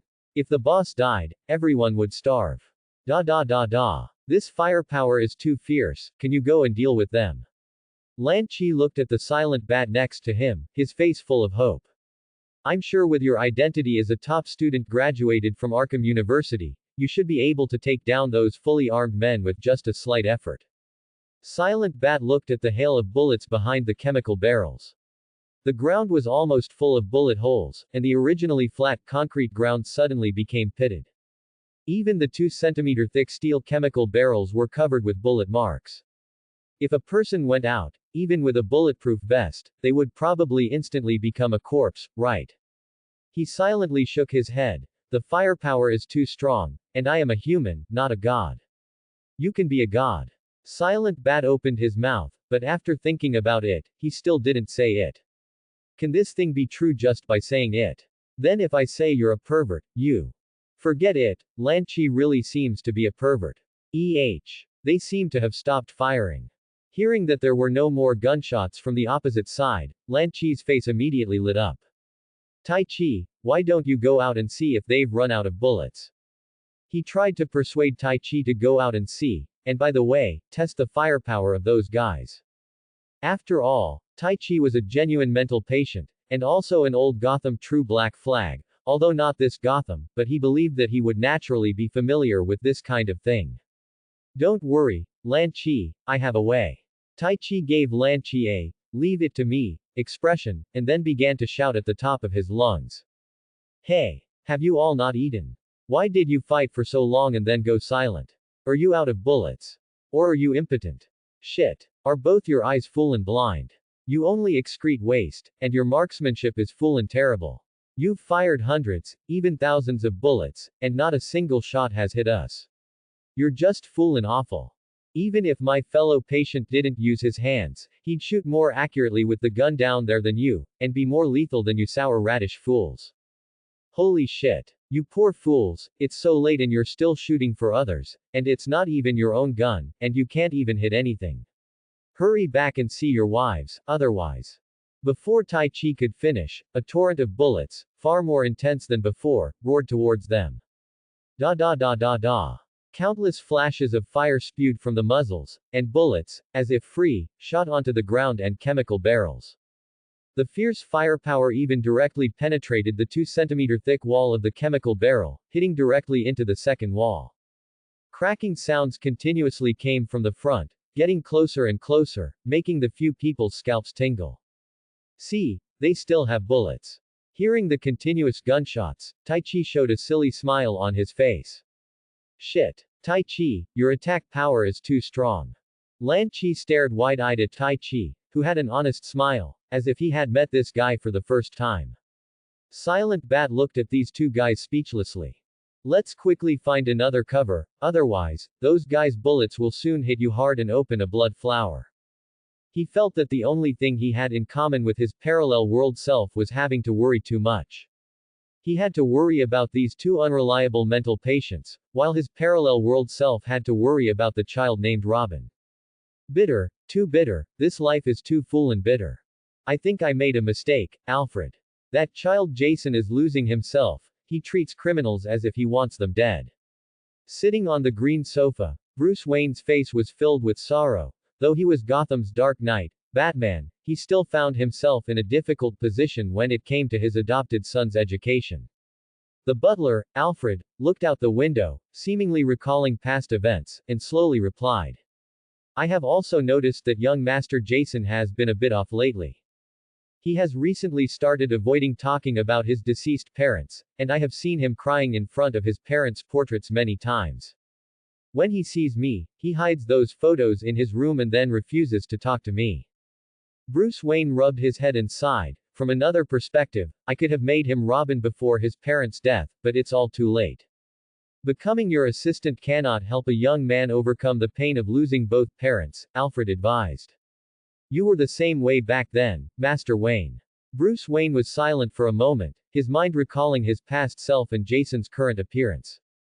As an orphan who had also lost his parents, he could understand the pain in Jason's heart, but this hatred could not help them fight criminals. I must rectify this situation. Jason is about to leave active duty, he mused. Suddenly, a slightly immature boy's voice came from behind the door. So, I have nothing to say, right? There was a clear hint of anger, defiance, and sadness in his tone. Alfred and Bruce Wayne both turned their heads to where the voice came from, only to see Jason hiding behind the door, eavesdropping on their conversation. How long have you been listening here? Bruce Wayne asked with a frown. I heard everything. Jason's face was filled with indignation, somewhat displeased with Bruce Wayne's decision. You're not joking, are you? He said angrily. He couldn't believe that Robin, Batman's assistant, was going to be reformed by Batman. And he was even going to make him leave. I didn't make this decision lightly, Jason. Bruce Wayne's face was serious as he continued to persuade the young man in front of him. He saw much of his former self in Jason. There's anger and pain in your heart. It will affect you, it will hurt you. You need time to discard them. Let me help you solve this problem, starting with talking about your parents. Hearing about his parents, a suppressed rage burned fiercely in Jason's chest. He pushed Bruce Wayne away and strode out. You want to talk about this? Talk to Alfred. Don't forget. You and I are both orphans. Watching Jason's departing back, Bruce Wayne sighed. He seemed to see his past self, who had lost his parents, filled with hatred and anger, and it was Alfred who had helped him through that difficult time. It's okay, there's always a way, Alfred consoled from the side. Let's not talk about this anymore. A few hours ago, I found Joker and Scarecrow again. They seem to be plotting something recently. Batman shook his head. He put on his helmet, ensuring all his equipment was intact. Gotham still needed him. Alfred, however. To his shock, before Batman could finish his sentence, he instantly vanished. The normally composed Alfred, seeing this, couldn't help but stiffen, becoming somewhat rigid. Shit. Such a big Batman, gone just like that. He rushed towards the Batcave, to see if he could contact Batman. Meanwhile, inside the Ace chemical plant. A torrent of bullets continued to erupt, ravaging the ground and various chemical barrels. How does this bullet storm feel? You fooled lunatics. The gunshots were incessant, even mixed with Scarecrow's twisted laughter. However, the next second, this twisted laughter abruptly stopped. Only because Batman appeared in front of him in an instant. Batman looked around at the scene with some surprise. The pockmarked ground, chemical barrels filled with chemical waste, and a burning, abandoned chimney. This was the Ace chemical plant. He remembered being at Wayne Manor just a second ago, right? How did he suddenly appear here the next second? What exactly was happening? In front of him, Scarecrow stared blankly at the suddenly appearing Batman. Holy shit. This fooled Batman is indeed not human, appearing in front of me in an instant. However, after a moment of bewilderment, Scarecrow raised his gun and said in a cold, cruel tone, shoot this old bat to death. But Batman was still quick-eyed and quick-handed, landing a heavy punch squarely on Scarecrow's face, knocking him to the ground. But at Scarecrow's command, his subordinates also began firing at Batman. Seeing this, Batman quickly turned and spread his specialized bat cape. Bullets continuously struck the cape, all blocked by the hard, specialized cape. After he turned, he saw two Arkham Asylum patients dressed in orange-yellow uniforms directly in front of him. You used Cyclops' pager to remotely summon Batman, causing Batman, Scarecrow, and Alfred to experience significant emotional fluctuations, gaining 30 emotion points. I think I know how to use this thing now. Lan Chi's clear mind gained some insight as he looked at the black pager in his hand. View. Just as Tai Chi was about to say something, a bullet grazed his head, flying straight past him. Shit. I almost got shot to death by these bullets. He was still shaken.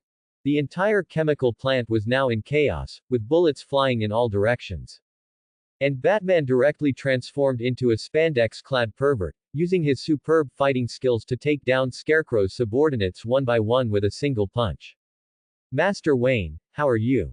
Alfred's voice came through the earpiece. I'm fine, Alfred, but for some reason, I've appeared here at the Ace Chemical plant. As he spoke, Batman delivered another heavy punch to the jaw of a gun-wielding thug. Accompanied by the clear sound of bone cracking, the immense force directly shattered the thug's teeth, spewing out with blood from his mouth. Lan Chi, seeing this guy knock down a passionately firing thug with a single slap, immediately shrank his neck. Hiss, does this guy hit so hard? He had thought Batman had a no-kill rule and only knocked thugs unconscious, never expecting his attacks to be so brutal. Wait, isn't this a parallel world? Perhaps this isn't the Batman from memory. Lan Chi nodded, feeling justified, and then, while Batman was dealing with the thugs, he quickly led Tai Chi to the 100-ton King parked outside. Open the door, get into the driver's seat, ignite, shift gear, step on the accelerator.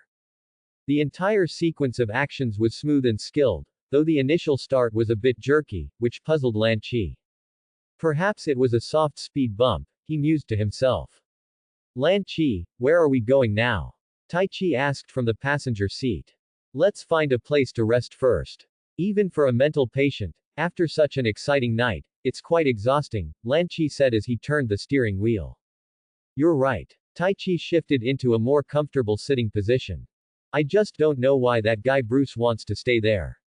And why can your pager bring out this parallel world's Bruce? I don't know either. Lan Chi shook his head. I'm just a poor, helpless mental patient. Holy crab. Lan Chi, you almost hit a child this time.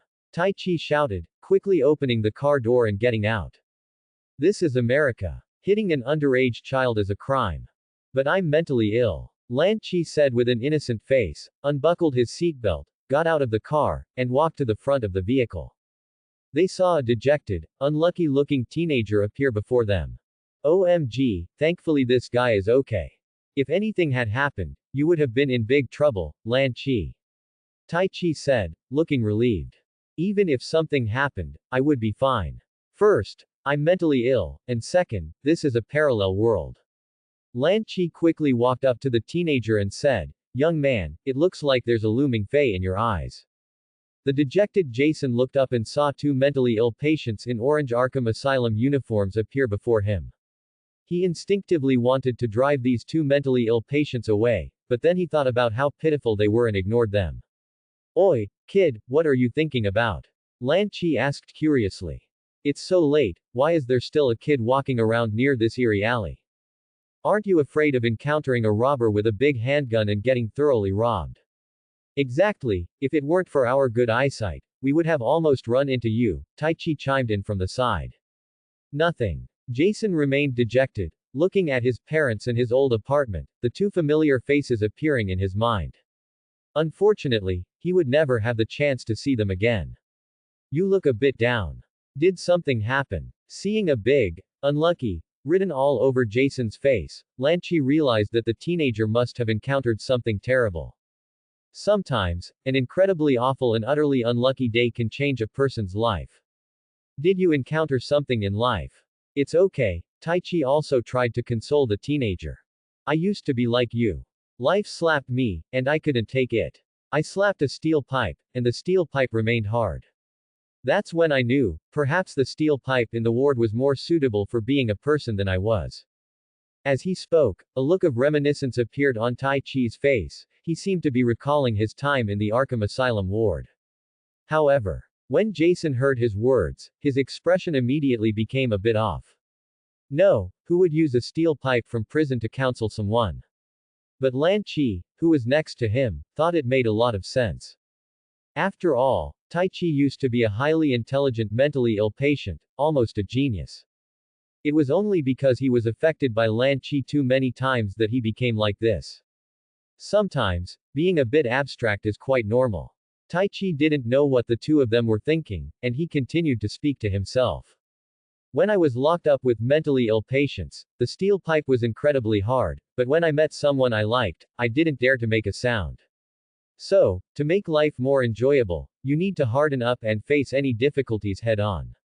Looking at the serious Tai Chi, and then at his own body, Jason just felt it was a bit absurd. But the grief in his heart still remained, making him feel a bit suffocated, a bit breathless. What you said makes a lot of sense, but my problem is different from yours.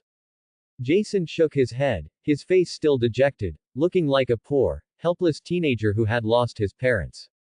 I understand, so you're missing your deceased parents, Lan Chi suddenly said. How did you know? Jason asked in surprise. Your inner voice told me, Lan Chi said with a serious expression. What happened that could make a 17-year-old like you so dejected? I just inevitably thought of my parents. Jason leaned helplessly against the wall in Crime Alley. The cold wall exuded a chilling aura, making him feel like a living person, not a walking corpse. Your parents. What kind of people were they? Lan Chi and Tai Chi sat on either side of Jason and introduced themselves. Tai Chi. My name is Tai Chi. Lan Chi. I am Lan Chi. Jason nodded slightly. My name is Jason. Did you escape from a mental hospital? Ah, you can think of us as people from a parallel world, Lan Chi explained. And your name, we've heard of it in the parallel world, and we've also seen the parallel worlds you. Parallel world. Jason could understand the concept, and he suddenly became curious about his counterpart in that world. Does my counterpart in that world have parents?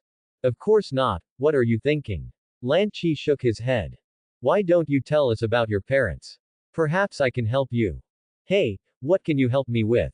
The teenager said with a self-deprecating, lost tone. Ah, he can summon your parents, Tai Chi replied. Jason's face was full of question marks, and his heart was full of doubts. Do mentally ill patients have such abilities? Is that true? His tone carried a hint of surprise, a hint of disbelief, and a hint of caution. Do you think two mentally ill patients would lie to you? Lan Chi glanced at him and said. If we lied to you, we wouldn't be mentally ill patients.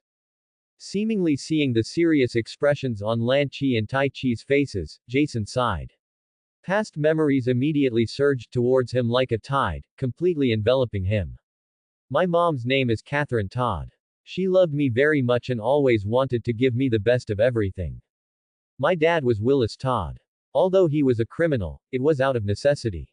He always wanted to create a better life for me, but in Gotham's East End, legal work made that dream impossible. So he chose to commit crimes. Lan Chi asked from the side. Yes, my father was a criminal. He worked for Two-Face, but then he died in a fierce gang shootout. As Jason spoke, a sour feeling welled up from his nose, and even his eyelids trembled, as if tears could stream down his cheeks at any moment. My mother died from that serious illness. I just stared blankly as she lay in bed, a perfectly healthy person turning into a cold corpse. She'll never say to me again, my dear little Jason, what do you want to eat today? Ah. As he spoke, the figures of his parents seemed to reappear before Jason's eyes. He couldn't help but sob, grief sweeping over him like darkness, enveloping his entire being. Memories of the past were like a handgun, constantly tearing holes in his heart. Even the wind from his breath carried a hint of sorrow. How could he not be heartbroken? Lan Chi and Tai Chi, the two mentally ill patients, exchanged glances, then looked at the sobbing Jason. At least this parallel world's Jason is much more miserable than our Jason, and he's not as rich as that Jason either. As they spoke, the two stood up, while Jason curled up, burying his head in his knees and weeping bitterly. The more he cried, the sadder he felt. The emotion of sadness drowned him entirely. The teenage boy was heartbroken, but there was no way to vent these long accumulated emotions. He looked up, his tear-streaked face full of dejection and helplessness. The two mentally ill patients who had been sitting beside him, and the large truck, had disappeared at some point. Perhaps these two people were just hallucinations. Jason wiped away a tear, but then he saw two figures squatting on either side of him, quietly watching him. Under the bright moonlight, the helpless teenager once again saw his deceased parents. A familiar gentle female voice came from his left, and in an instant, he could no longer hold back the tears in his eyes. My dear little Jason, what do you want to eat today? Inside the 100-ton King's cockpit. What in the 100-ton King is this thing? Tai Chi, with his leg wound bandaged, took a pitch-black circular device from Lan Chi's hand, his face full of curiosity. This circular device was very delicate and small, with faint red lights flickering on it. And Lan Chi had actually found 7 or 8 such items. Oh, those are wiretaps. We both have them on us. They should be Batman's, Lan Chi said while driving. Oh, the ones left behind by the parallel worlds that Bruce is looking for, right? Tai Chi asked. This guy is really insidious. We only met him once, and he threw several wiretaps on us. Is he a bit too extreme? Even Tai Chi, a mental patient, felt that Batman's behavior of randomly throwing wiretaps was abnormal. After throwing all the wiretaps out the window, Tai Chi turned to look at Lan Chi. Why do you think Bruce wants to go against his parallel world self? He was a bit confused. They could have left in the chaos, but Silent Bat insisted on staying to compete with Batman. Why was that? Could it be that he was interested in his parallel world self? He couldn't quite understand what the other party was thinking. But Lan Chi was different. As a more severely ill mental patient, he could vaguely guess some of Silent Bat's thoughts. Maybe this guy wants to turn this Gotham into his own. Tonight, there was no rain, and the long night was lonely, with the entire road quiet. Only the roar of the engine and the whooshing of the wind constantly echoed in their ears. The 100-ton king was still driving, but suddenly. Boom. The car windows shook violently, making a dull sound, and even the entire car experienced a significant jolt. Shit. Lan Chi, what did you hit? Tai Chi quickly gripped whatever he could hold onto to prevent being thrown out. I don't know what I hit, maybe it was a speed bump. Lan Chi's forehead veins bulged as he tightly gripped the steering wheel, stepping on the brake to avoid hitting the nearby slum. Fortunately, under his control, after driving for dozens of meters, the 100-ton king finally came to a slow stop. Shit. Hurry up and see what we hit. Such a big jolt almost cured my mental illness. Lan Chi and Tai Chi quickly got out to see if they had hit a speed bump or something else, but a tall, muscular figure appeared before them. OMG, this guy is so cool. Tai Chi looked at the muscular and tall Killer Croc, his face full of excitement. A sturdy body, 2.2 meters tall, was tightly hugging the front of the 100-ton king. His body was covered in dark green scales strong enough to resist rifle fire. His talons were incredibly sharp, and even his fangs gleamed with a cold light, inspiring fear. He looked like a standing crocodile, but the naive look in his 2 eyes made Lan Chi feel that this guy was a bit unintelligent. Overall, this guy looked fierce but not very smart. Buddy, are you okay? Lan Chi said, looking at the guy who was tightly hugging the front of the car, somewhat resembling a large crocodile. Killer Croc, Waylon Jones, felt a bit unlucky. He was hungry and wanted to find something to eat, but then he was suddenly hit by a 100-ton king on the road. Fortunately, his skin was thick, and the front of this 100-ton king allowed him to hold on, otherwise Killer Croc felt he would have been completely thrown off. The kind that even Wayne Insurance wouldn't cover. Gurgle gurgle tilde. Before Killer Croc could speak, a clear sound came from his stomach. He was hungry. Looking at the 2 people in front of him, Killer Croc said fiercely, "You hit me, you have to find me some food, otherwise I'll eat you." He was the king of the sewers, but his food was running out, and he had been beaten half to death by Batman last time. And he was almost, by these 2 guys. Wait, what kind of clothes are these 2 guys wearing? Killer Croc felt that the orange clothes Lan Chi and Tai Chi were wearing looked familiar. He jumped down from the front of the car and carefully examined Lan Chi's and Tai Chi's clothes. You guys also escaped from Arkham Asylum. Ah, I guess so. Are you hungry? Lan Chi asked, a bit dazed. As the king of Gotham, the king of the sewers, Killer Croc, Waylon Jones, possessed terrifying strength. Just like his name, he was fierce and brutal. A swing of his sharp talons could tear an ordinary person in half. A flick of his strong tail could break several ribs of an ordinary person. But now, he had to fill his stomach. He wanted fried chicken, he wanted beer, and it would be best if he also had a TV and a soft sofa. Yes, hungry, very hungry. Killer Croc sat on the ground, somewhat aggrieved. He was already hungry, and then he was hit by these 2 mental patients driving a 100-ton king.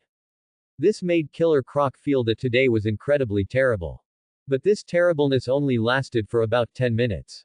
In a dark alley. Fragrant. So fragrant. Killer Croc's mouth was watering with glistening drool, his eyes twinkling like stars, fixed on Lan Chi in front of him. A rich aroma of barbecue wafted from the skewers in the other party's hand, entering his nose and whetting his appetite. This made the already hungry Killer Croc even more impatient. He stood beside Lan Chi, constantly sniffing the tempting aroma, just like a starving child. Is it ready? Can I eat it now? His beastly, cold pupils gradually turned into the shape of skewers. Here, these are yours. Lan Chi handed him 5 skewers, still sizzling with oil and emitting a tempting aroma. Then all. Killer Croc's face was full of excitement, just about to reach for the skewers. The entire large crocodile was suddenly tripped by someone and fell onto the cold, damp ground. Even the skewers in his hand were snatched away. I won't be polite. I'm just hungry, a low voice echoed from Silent Bat's mouth. Killer Croc just stared blankly as Silent Bat ate all the skewers that should have belonged to him in one bite. Sizzling grilled meat, vibrant green chili peppers, a rich and enticing aroma. He even shamefully swallowed a mouthful of saliva when he saw the other party eating his skewers. Then, a roar filled with anger erupted. My skewers. Those are mine. Bang. He was again tackled and slammed to the ground by Silent Bat. Killer Croc quickly got up, staring at Silent Bat, who had mercilessly devoured his grilled skewers. His face was still filled with anger. Even his dark green face turned crimson.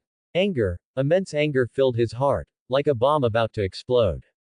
However, the next second, more than 10 skewers were placed in front of Killer Croc. The angry large crocodile immediately stopped being angry, his face only showing surprise and constant swallowing of saliva. All these are mine. If you don't eat them, I'll take them away, Tai Chi said, shaking the skewers in his hand. Eat. I'll eat. Killer Croc eagerly took all the skewers from Tai Chi's hand.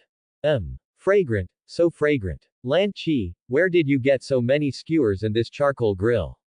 Tai Chi walked over to Lan Chi, looking at the barbecue grill in front of him with a bit of confusion.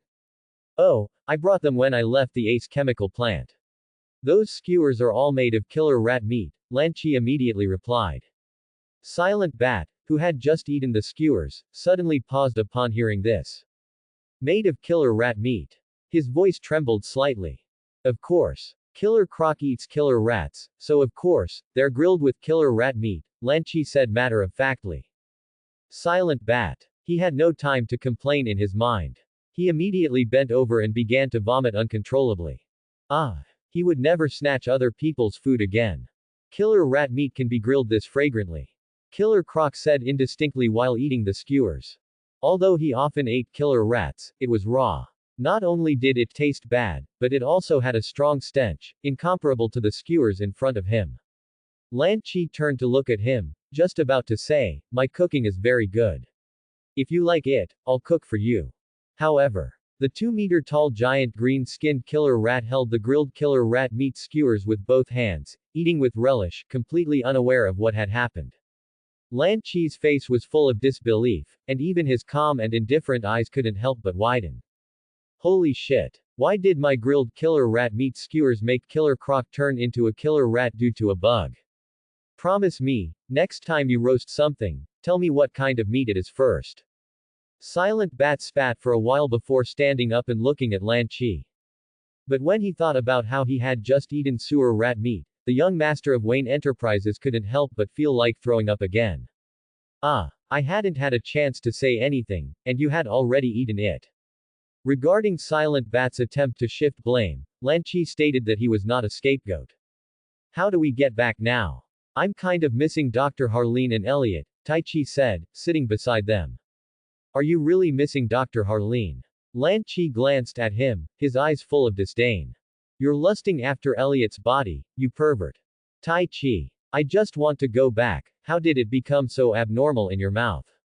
No, I was already abnormal to begin with.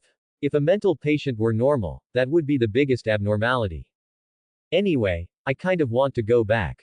Every day, Dr. Harleen helps me with my treatment, then I torment Elliot, and you, Lan Chi, help me summon my parents, and I eat some steak Alfred grilled. Just thinking about these things, Tai Chi couldn't help but let out a soft hum. What a beautiful thing that would be. For a poor mental patient, this was already a very happy thing. Even Killer Rat's wish next to him was equally simple and unpretentious. But the problem is we can't go back now. Lan Chi took out the oddly shaped green portal gun, pointed at the barrel, and said, "There's no portal fluid here. So, if we want to go back, we either refill the portal gun's fluid or wait for Alfred and Jack to open that door. No need to rush back, this Gotham is also Gotham." Silent Bat, who had recovered for an unknown amount of time, suddenly spoke. "Although it's a parallel world, I'm becoming more and more interested in this Gotham." The two mental patients looked at this mental patient with faces full of question marks. This guy's condition is getting worse. Who's to say? Mental illness is like sailing against the current. If you don't advance, you retreat. Either it gets better and better, or it gets worse and worse. Silent Bat. Why, if he wants to stay, do these two mental patients comment on him? As long as I am Bruce Wayne, I will always be the master of Gotham. Lan Chi frowned, seemingly having thought of a possibility. Are you trying to kill your parallel world self? Of course. Silent Bat nodded, a somewhat twisted and deranged smile finally appearing on his face. Come out, Silent Bat's parents. Although it hadn't been 24 hours since Lan Chi summoned Jason's parents, this skill had been upgraded once before and could be used twice a day. So, as Lan Chi spoke, Silent Bat's parents appeared before him once again. Upon seeing his parents suddenly appear, Silent Bat's deranged smile instantly froze. You two heard that, right? This guy's condition is getting worse and worse, and he's even thinking of killing his parallel world self. Lan Chi fanned the flames from the side, talking about what Silent Bat was going to do next. The Wayne couple frowned, then walked up to Silent Bat and began to constantly educate their son, who had been educated a bit askew in Arkham Asylum. Bruce, as a member of the Wayne family, even though you've come to a parallel world, you. Silent Bat, who had been acting like a bully, now stood like a primary school student in front of his parents, constantly nodding and listening to their earnest teachings. Meanwhile, Lan Chi and Tai Chi sat beside Killer Rat, the three of them eating skewers and watching Silent Bat being educated. Of course, the two mental patients were eating pork skewers, not rat meat skewers. Although they were mental patients, their tastes weren't that heavy. After being lectured for a full half hour, the Wayne couple finally dissipated and left. Silent Bat breathed a sigh of relief, turning to look at Lan Chi and Tai Chi. Even if you summon my parents, it won't change my mind. Now that we can't go back, we can only turn this Gotham into our Gotham. His tone was full of determination, as if he had made some kind of resolve. Did you record it? Lan Chi turned to Tai Chi beside him and asked. Don't worry, everything he just said has been recorded. When the time comes, just wait for you to summon his parents. Tai Chi said, trying to hold back a laugh. Although tormenting fellow patients wasn't something a normal person should do, he and Lan Chi weren't normal people. Wait. Silent Bat instantly froze, like a gargoyle statue. You can't do that, you can't. His tone hid a certain fear, and he rushed forward to snatch the recorder from Tai Chi's hand. But all he got was a broken eavesdropping device left behind by Batman. Don't worry, it wasn't recorded. Lan Chi shook his head, biting off a piece of the roasted pork. Although I'm a mental patient, I wouldn't be so deranged. Oh, right. At most, he'll just make you masturbate in the street and then have your parents see it, Tai Chi added from the side. The alley suddenly became silent, with only the sound of Killer Rat grunting as he ate his roasted rat skewers. Silent Bat just thought about what Tai Chi had just said and was so embarrassed he wanted to use his toes to dig out a 3-bedroom, 1-living-room apartment on the ground. If his deceased parents really saw such a thing. Wait, that kind of thing, please no. And you're planning to get rid of this world's Batman. Lan Chi paused for a moment, then continued. Most people don't know his true identity. You just said it out loud like that, and it's very possible that someone with ill intentions has taken note of it. Someone with ill intentions. Silent Bat instantly reacted, turning to look at Killer Rat beside him, who. Delicious, so fragrant. I never thought rat meat could be roasted so well. Killer Rat was eating the skewer when he noticed that the surroundings had suddenly become quiet at some point. He raised his head and saw that the gazes of the three mental patients were all on him. There was a hint of perversion in all three of their eyes. Killer Rat instantly froze, not even caring that the rat meat skewer in his mouth had fallen to the ground. Why are you looking at me? At the time, no one could prove that your parents owned the property, so I preserved these before the house was sold. These are all things your parents left behind. Take them back with you. The somewhat plump Caucasian woman found a cardboard box in the corner and carried it out. She then handed it to the young man who had just reunited with his deceased parents. Thank you. How can I repay you? Jason held the cardboard box, completely devoid of his previous dejected look. The boy's disappointment and sadness had vanished with the renewed comfort from his parents, replaced by a smile. Take good care of yourself, child, the Caucasian woman said with emotion. Thank you, truly thank you. Jason held his parents' belongings and slowly left the apartment where he used to live with them, walking towards Wayne Manor. When Batman returned to Wayne Manor, he learned from Alfred that Jason had also returned. Moreover, Jason seemed to have brought back some photos, and even the gloom and anger on his face had disappeared significantly. I can't believe what he encountered, he got better in just one night. Alfred was somewhat surprised by the condition of second-generation Robin Jason. After all, even Batman had taken several years to adapt to orphan life after his parents died more than 10 years ago. Perhaps it's because of those photos.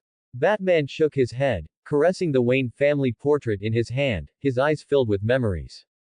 Photos are bridges to the past. In the black and white photo, a young him and his parents laughed heartily, their faces full of happiness. Black and white images tell us about the past, connecting us to those who have left us, priceless treasures. Inside a dark, cramped cell in Arkham Asylum. Scarecrow, you'd best tell me honestly, what is the relationship between those three, you, and the Joker? Batman was hidden in the shadows, only his low, oppressive voice could be heard. He. Scarecrow chuckled softly, I don't know what's going on with those three, but even if I did, why would I tell you, Batman? Although I don't kill. Batman grabbed his collar, the immense force lifting Scarecrow directly into the air. His oppressive eyes stared intently into Scarecrow's, his tone icy. But breaking a few of your bones isn't out of the question. You'd best not push me. Ha ha ha. Batman, are you threatening me? Scarecrow narrowed his eyes, his face grim.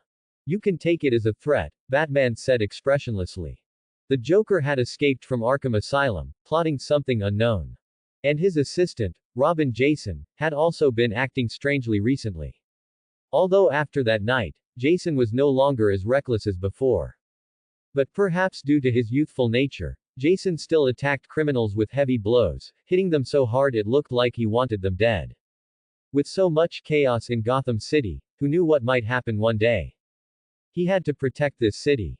HMPH. I'm always the one threatening others, no one threatens me. Bang. Batman punched Scarecrow hard in his lower body. The immense force made Scarecrow bend over, his eyes wide as if they would pop out. Shit. Batman, you dishonorable fool, you actually. Scarecrow's face was twisted in pain, the agony from his vital area making him almost unable to speak. He just stared intently at Batman's retreating back. Having obtained no useful information from Scarecrow, Batman left the cell and went to the rooftop. The shining bat signal illuminated Gotham's night sky. Not far away, Commissioner Gordon stood, wearing a trench coat and looking worried. Years of intuition tell me those three might be outsiders, Gordon said. He had checked the Gotham registration records in Arkham Asylum and the Gotham City Police Department, and there was no information on those two psychopaths. Outsiders. Batman murmured. He didn't think they were just simple outsiders. The guy wrapped in bandages who looked very much like him, and the two psychopaths wearing orange Arkham Asylum patient uniforms, perhaps they really were versions of himself from a parallel world. Of course, what made him most wary was the situation where he inexplicably appeared in front of Scarecrow. He didn't know what caused that, but Batman knew that this ability was extremely dangerous. Oh, by the way, many gangs are stirring again recently. Carmine Falcone's and Sal Maroni's gangs have become restless. As Gordon spoke, he slowly exhaled white smoke rings, gazing at Gotham City under the dark night. The long night was lonely, neon lights flickered. One end of the city was a low, dilapidated slum full of hunger and poverty, while the other end was high-rise buildings with flickering neon lights, where people indulged in pleasure. Looking at the black and white interwoven city before him, Commissioner Gordon sighed. There's a serial killer constantly assassinating Falcone's subordinates. You know, without concrete evidence, we can't do anything to these gangs. He exhaled smoke and turned to look beside him, wanting to see what the Dark Knight, Batman, thought. However, his side was empty, only a cool breeze gently blew, bringing a damp and chilly air. Batman, who had been standing there, had disappeared at some unknown time. Hey, always so elusive. Gordon pinched out his cigarette butt, shook his head, and walked down from the rooftop. At this moment, Batman was driving the Batmobile, rushing towards Wayne Manor. The voice of his butler, Alfred, kept coming through his earpiece. Bruce, although it looks a bit startling, I think you need to be mentally prepared. Don't worry, Alfred, since the shooting in Crime Alley, my mental defenses have become very strong, Batman said confidently. I will never let this city be harmed again. I swore to them, the Wayne couple's graves. However, inside the Batcave at Wayne Manor. What the fool. Batman couldn't help but curse. Master Wayne, you swore.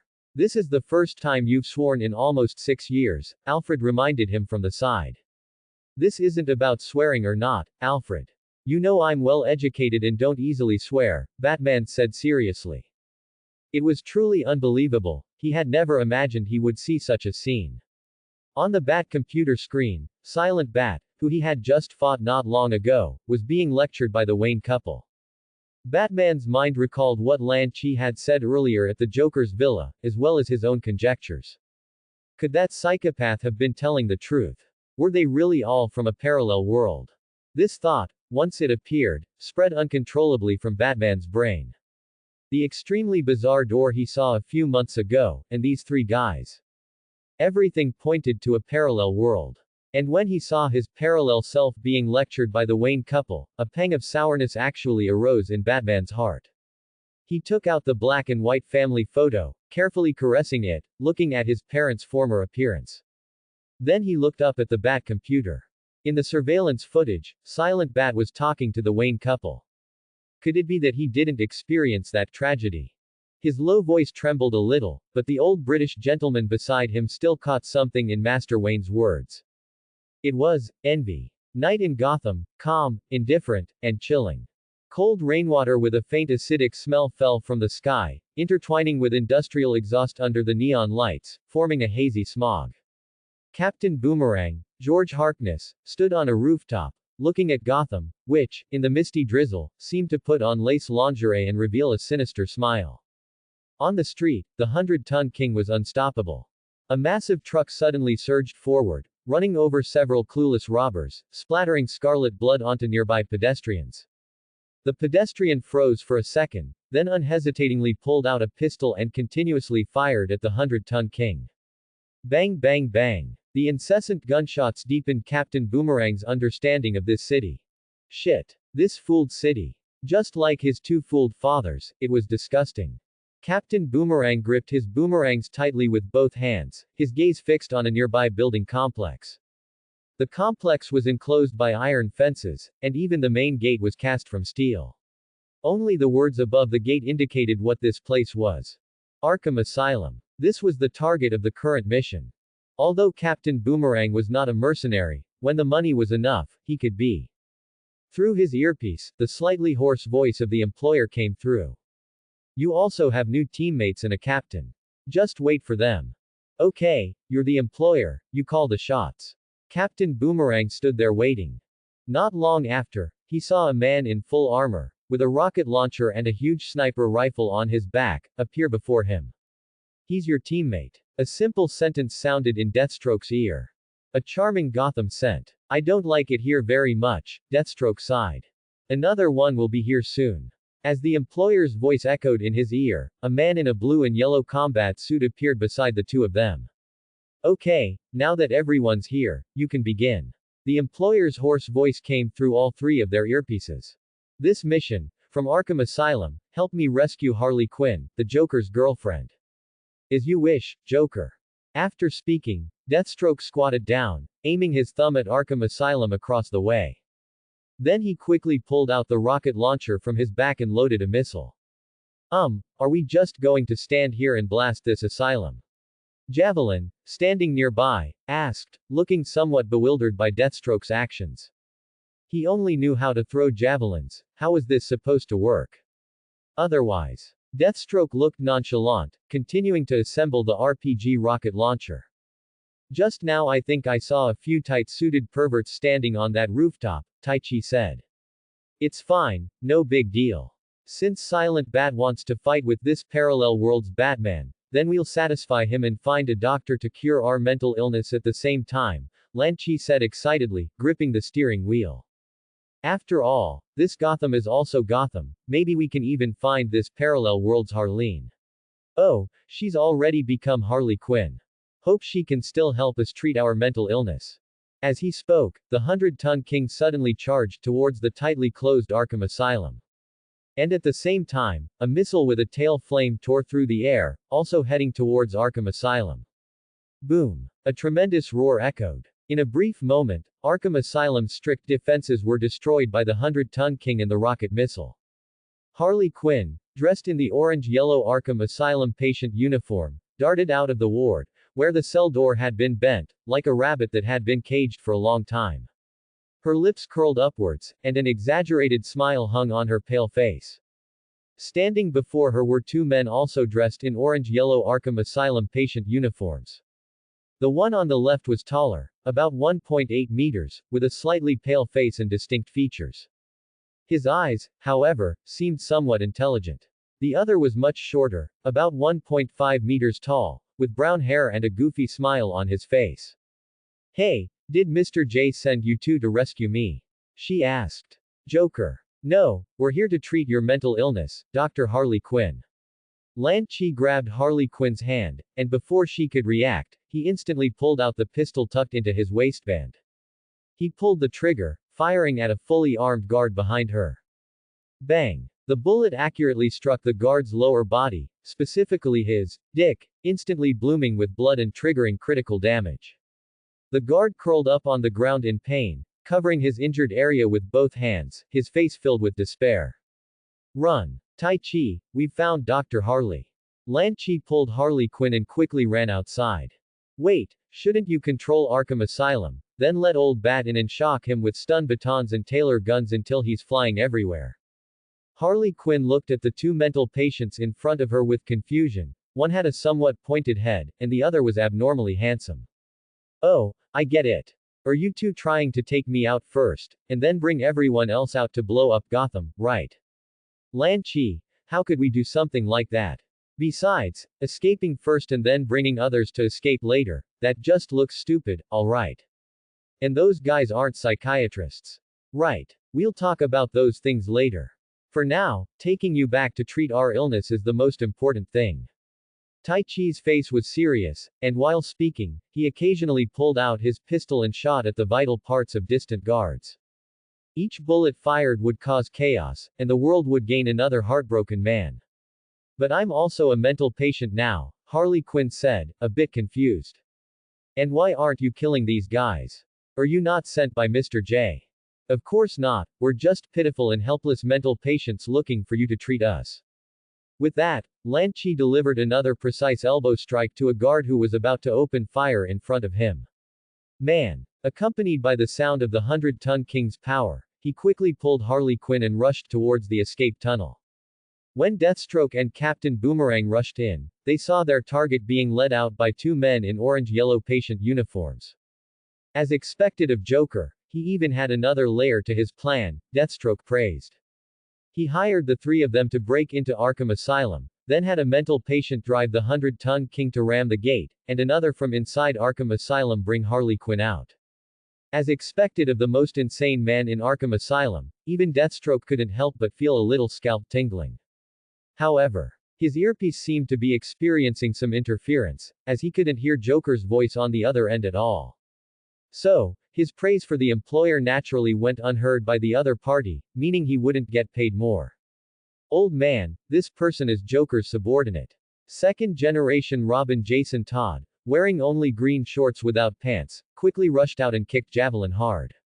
But Javelin's strength was not to be underestimated. As an Olympic athlete, his thrown javelins possessed astonishing kinetic energy. He quickly pulled a sharp iron javelin from the javelin quiver at his waist. The sharp tip of the javelin gleamed with a chilling cold light, easily capable of piercing a person's body. However, before Javelin could throw his javelin, Jason kicked him in the head, directly knocking Javelin to the ground, where he rolled repeatedly. Afterward, the unfortunate man was impaled by his own javelin, bleeding profusely. Hiss! A teammate died, Deathstroke said, his face looking grim as he stared at the shadows ahead. His intuition told him that there was definitely a strong person ahead, a terrifying spandex-clad pervert staring at him. Just like a beast with its jaws wide open, waiting for his attack, then striking fatally. He swallowed a mouthful of saliva, silently cursing Joker in his heart. Shit. Fool Joker, why didn't he say Batman was already ambushed here? More money. This mission difficulty definitely requires more money. Jason, you shouldn't be so reckless. Batman, expressionless, darted out of the shadows like a large bat, pouncing towards Deathstroke. Deathstroke's face changed drastically. He rolled to the side and simultaneously pulled out the pistol from his waistband, firing at Batman. Shit. It scared him to death. Such a big Batman charged over. Get in the car quickly. After bringing Harley Quinn to the driver's seat of the 100-ton King, Lanchi quickly rushed in and closed the car door. Below, several guards were still holding guns and firing at them, bullets shattering the car windows, mixed with the piercing siren sounds from nearby, making the delirious Harley Quinn begin to sway. Oh. Yes. Harley Quinn is going to blow up Gotham with 2 mental patients. Oh. This is so exciting. Yes. It's even more exciting than when Ivy me and made me fly. Her face was flushed, and she even kept rubbing her full thighs. Lan Chi and Tai Chi, beside her, looked at the flushed Harley Quinn, their faces somewhat bewildered. Is this really the parallel world counterpart of the shy Dr. Harleen? Why did you two stop? Hurry up and drive to crash into them. Harley Quinn's insane smile froze for a moment, then she saw Lan Chi and Tai Chi, these 2 mental patients, focusing their gaze on her face. I feel like she's sicker than you are, Tai Chi said abruptly. Probably not, she might just be excited about this kind of thing. Lan Chi's face also showed some hesitation. Yes, that's right, so hurry up and drive to crash into this fool asylum. Harley Quinn's face was flushed, seemingly extremely excited about this.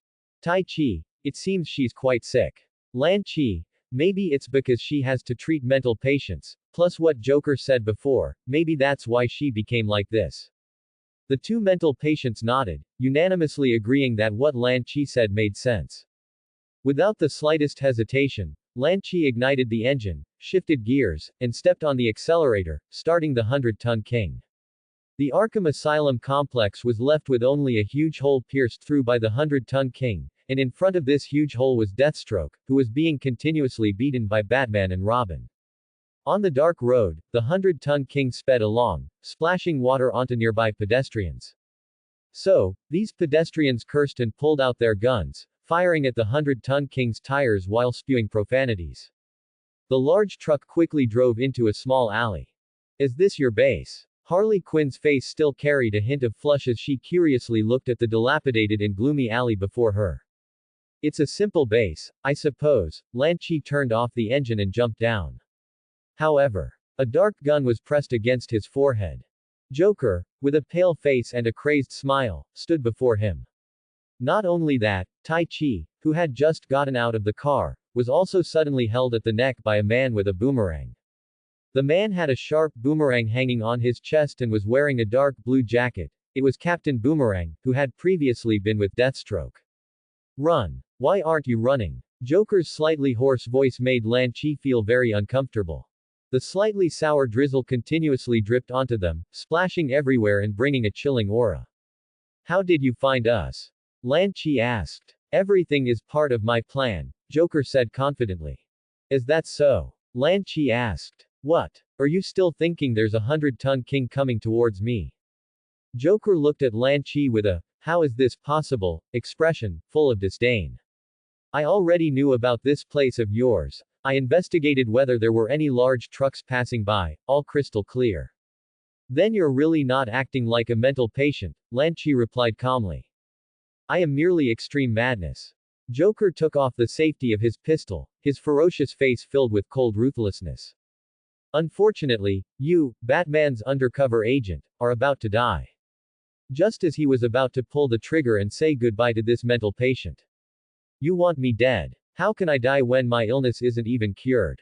Lan Chi's lips curled into a chilling, insane grin, revealing his pale, sharp canine teeth. Lan Chi, activate. Simpson's Lan Chi was the culprit that turned the nearly demonic Tai Chi into his current state. It was also a bug skill in Silent Bat's universe that made outsiders, Tim pull out his big bird and blast off in the street. It can turn the intelligence of a random person within a 5-meter radius into that of an 8-year-old, but most of the time, a bug occurs, making it seem as if Lan Chi specifically targets one person. And now, with Lan Chi's command, the bug effect of Lan Chi immediately took effect.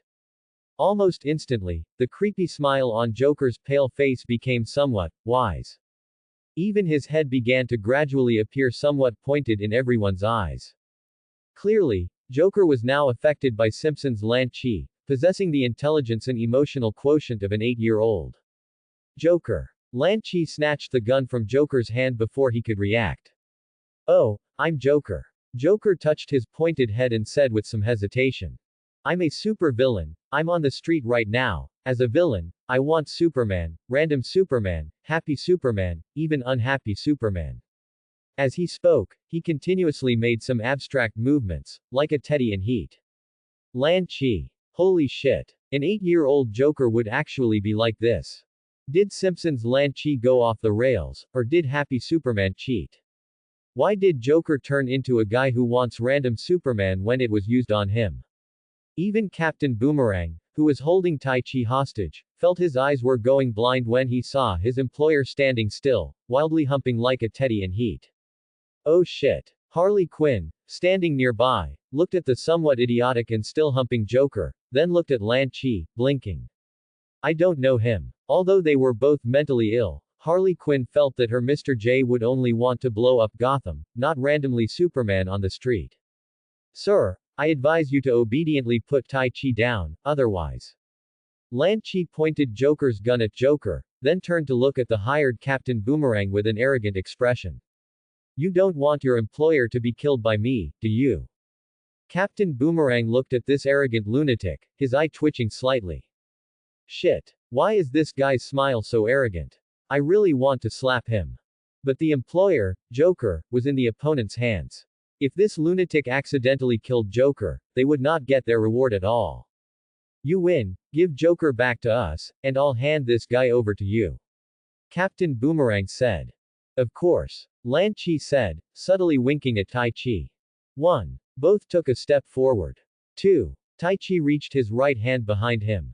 3. Now is the time, monkey steals the peaches. Without the slightest hesitation, the lunatic Tai Chi immediately used all his might and fiercely grabbed behind him. Hiss. Captain Boomerang immediately stood at attention, his entire face instantly changing from rosy to purple, then blue and green, and finally turning pale. Visible cold sweat continuously seeped from his forehead. And in the next second, this unlucky fellow hired by Joker collapsed to the ground, curling up like a cooked shrimp, clutching his lower body. Oh shit. You fooled. Pickled radish fool. Your son won't have a little. The intense pain grew more and more severe, even making the battle-hardened Captain Boomerang start rolling on the ground. Even the 8-year-old Joker, who was still humping, immediately stopped his movements when he saw this scene. He looked at Tai Chi with a hint of horror on his face, then at Captain Boomerang rolling on the ground. Then he covered his pants, which were stained with dark red blood, his face full of fear. Don't do this to me. Let the police and Batman catch me, don't catch my little. Joker looked like a bullied little wife, full of helplessness. Even Harley Quinn felt as if her Mr. J had changed into a different person. Tai Chi, you really hit too hard, didn't you? Lan Chi kicked away both of Captain Boomerang's boomerangs, then turned to look at Tai Chi beside him. What you did counts as a crime. Tai Chi scratched his head and said somewhat awkwardly. I thought you meant for me to attack and directly render this guy incapacitated. But your attack was a bit too heavy. Although we are lunatics and won't go to prison, it's inevitable that we might end up in a mental hospital and be severely dealt with by those strong male nurses with sticks.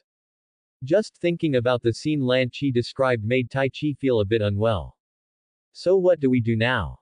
Bang! Before Lan Chi could answer, Harley Quinn pulled out a baseball bat from who knows where and then slammed it hard on Captain Boomerang's head.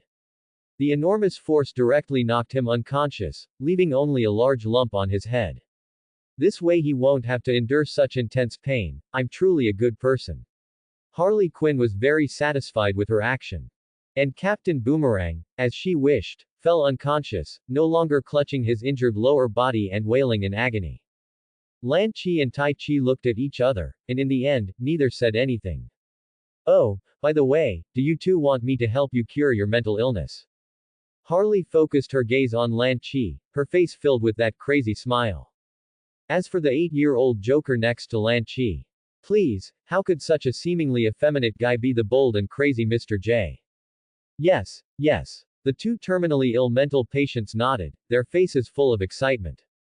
Logically speaking, Tai Chi hadn't really wanted to treat his mental illness before, but ever since Lan Chi helped him summon his parents, he changed his mind. He wanted to cure his mental illness, so he could show his parents what he looked like when he was well. Lan Chi, however, was different. As a mentally ill person with clear cognition, he had always wanted to cure himself and his fellow patients. Now, hearing Harley Quinn's words, both of them showed a foolish smile, looking a bit like mental patients. Alright then, get your heads ready. One hit each will completely cure your mental illness.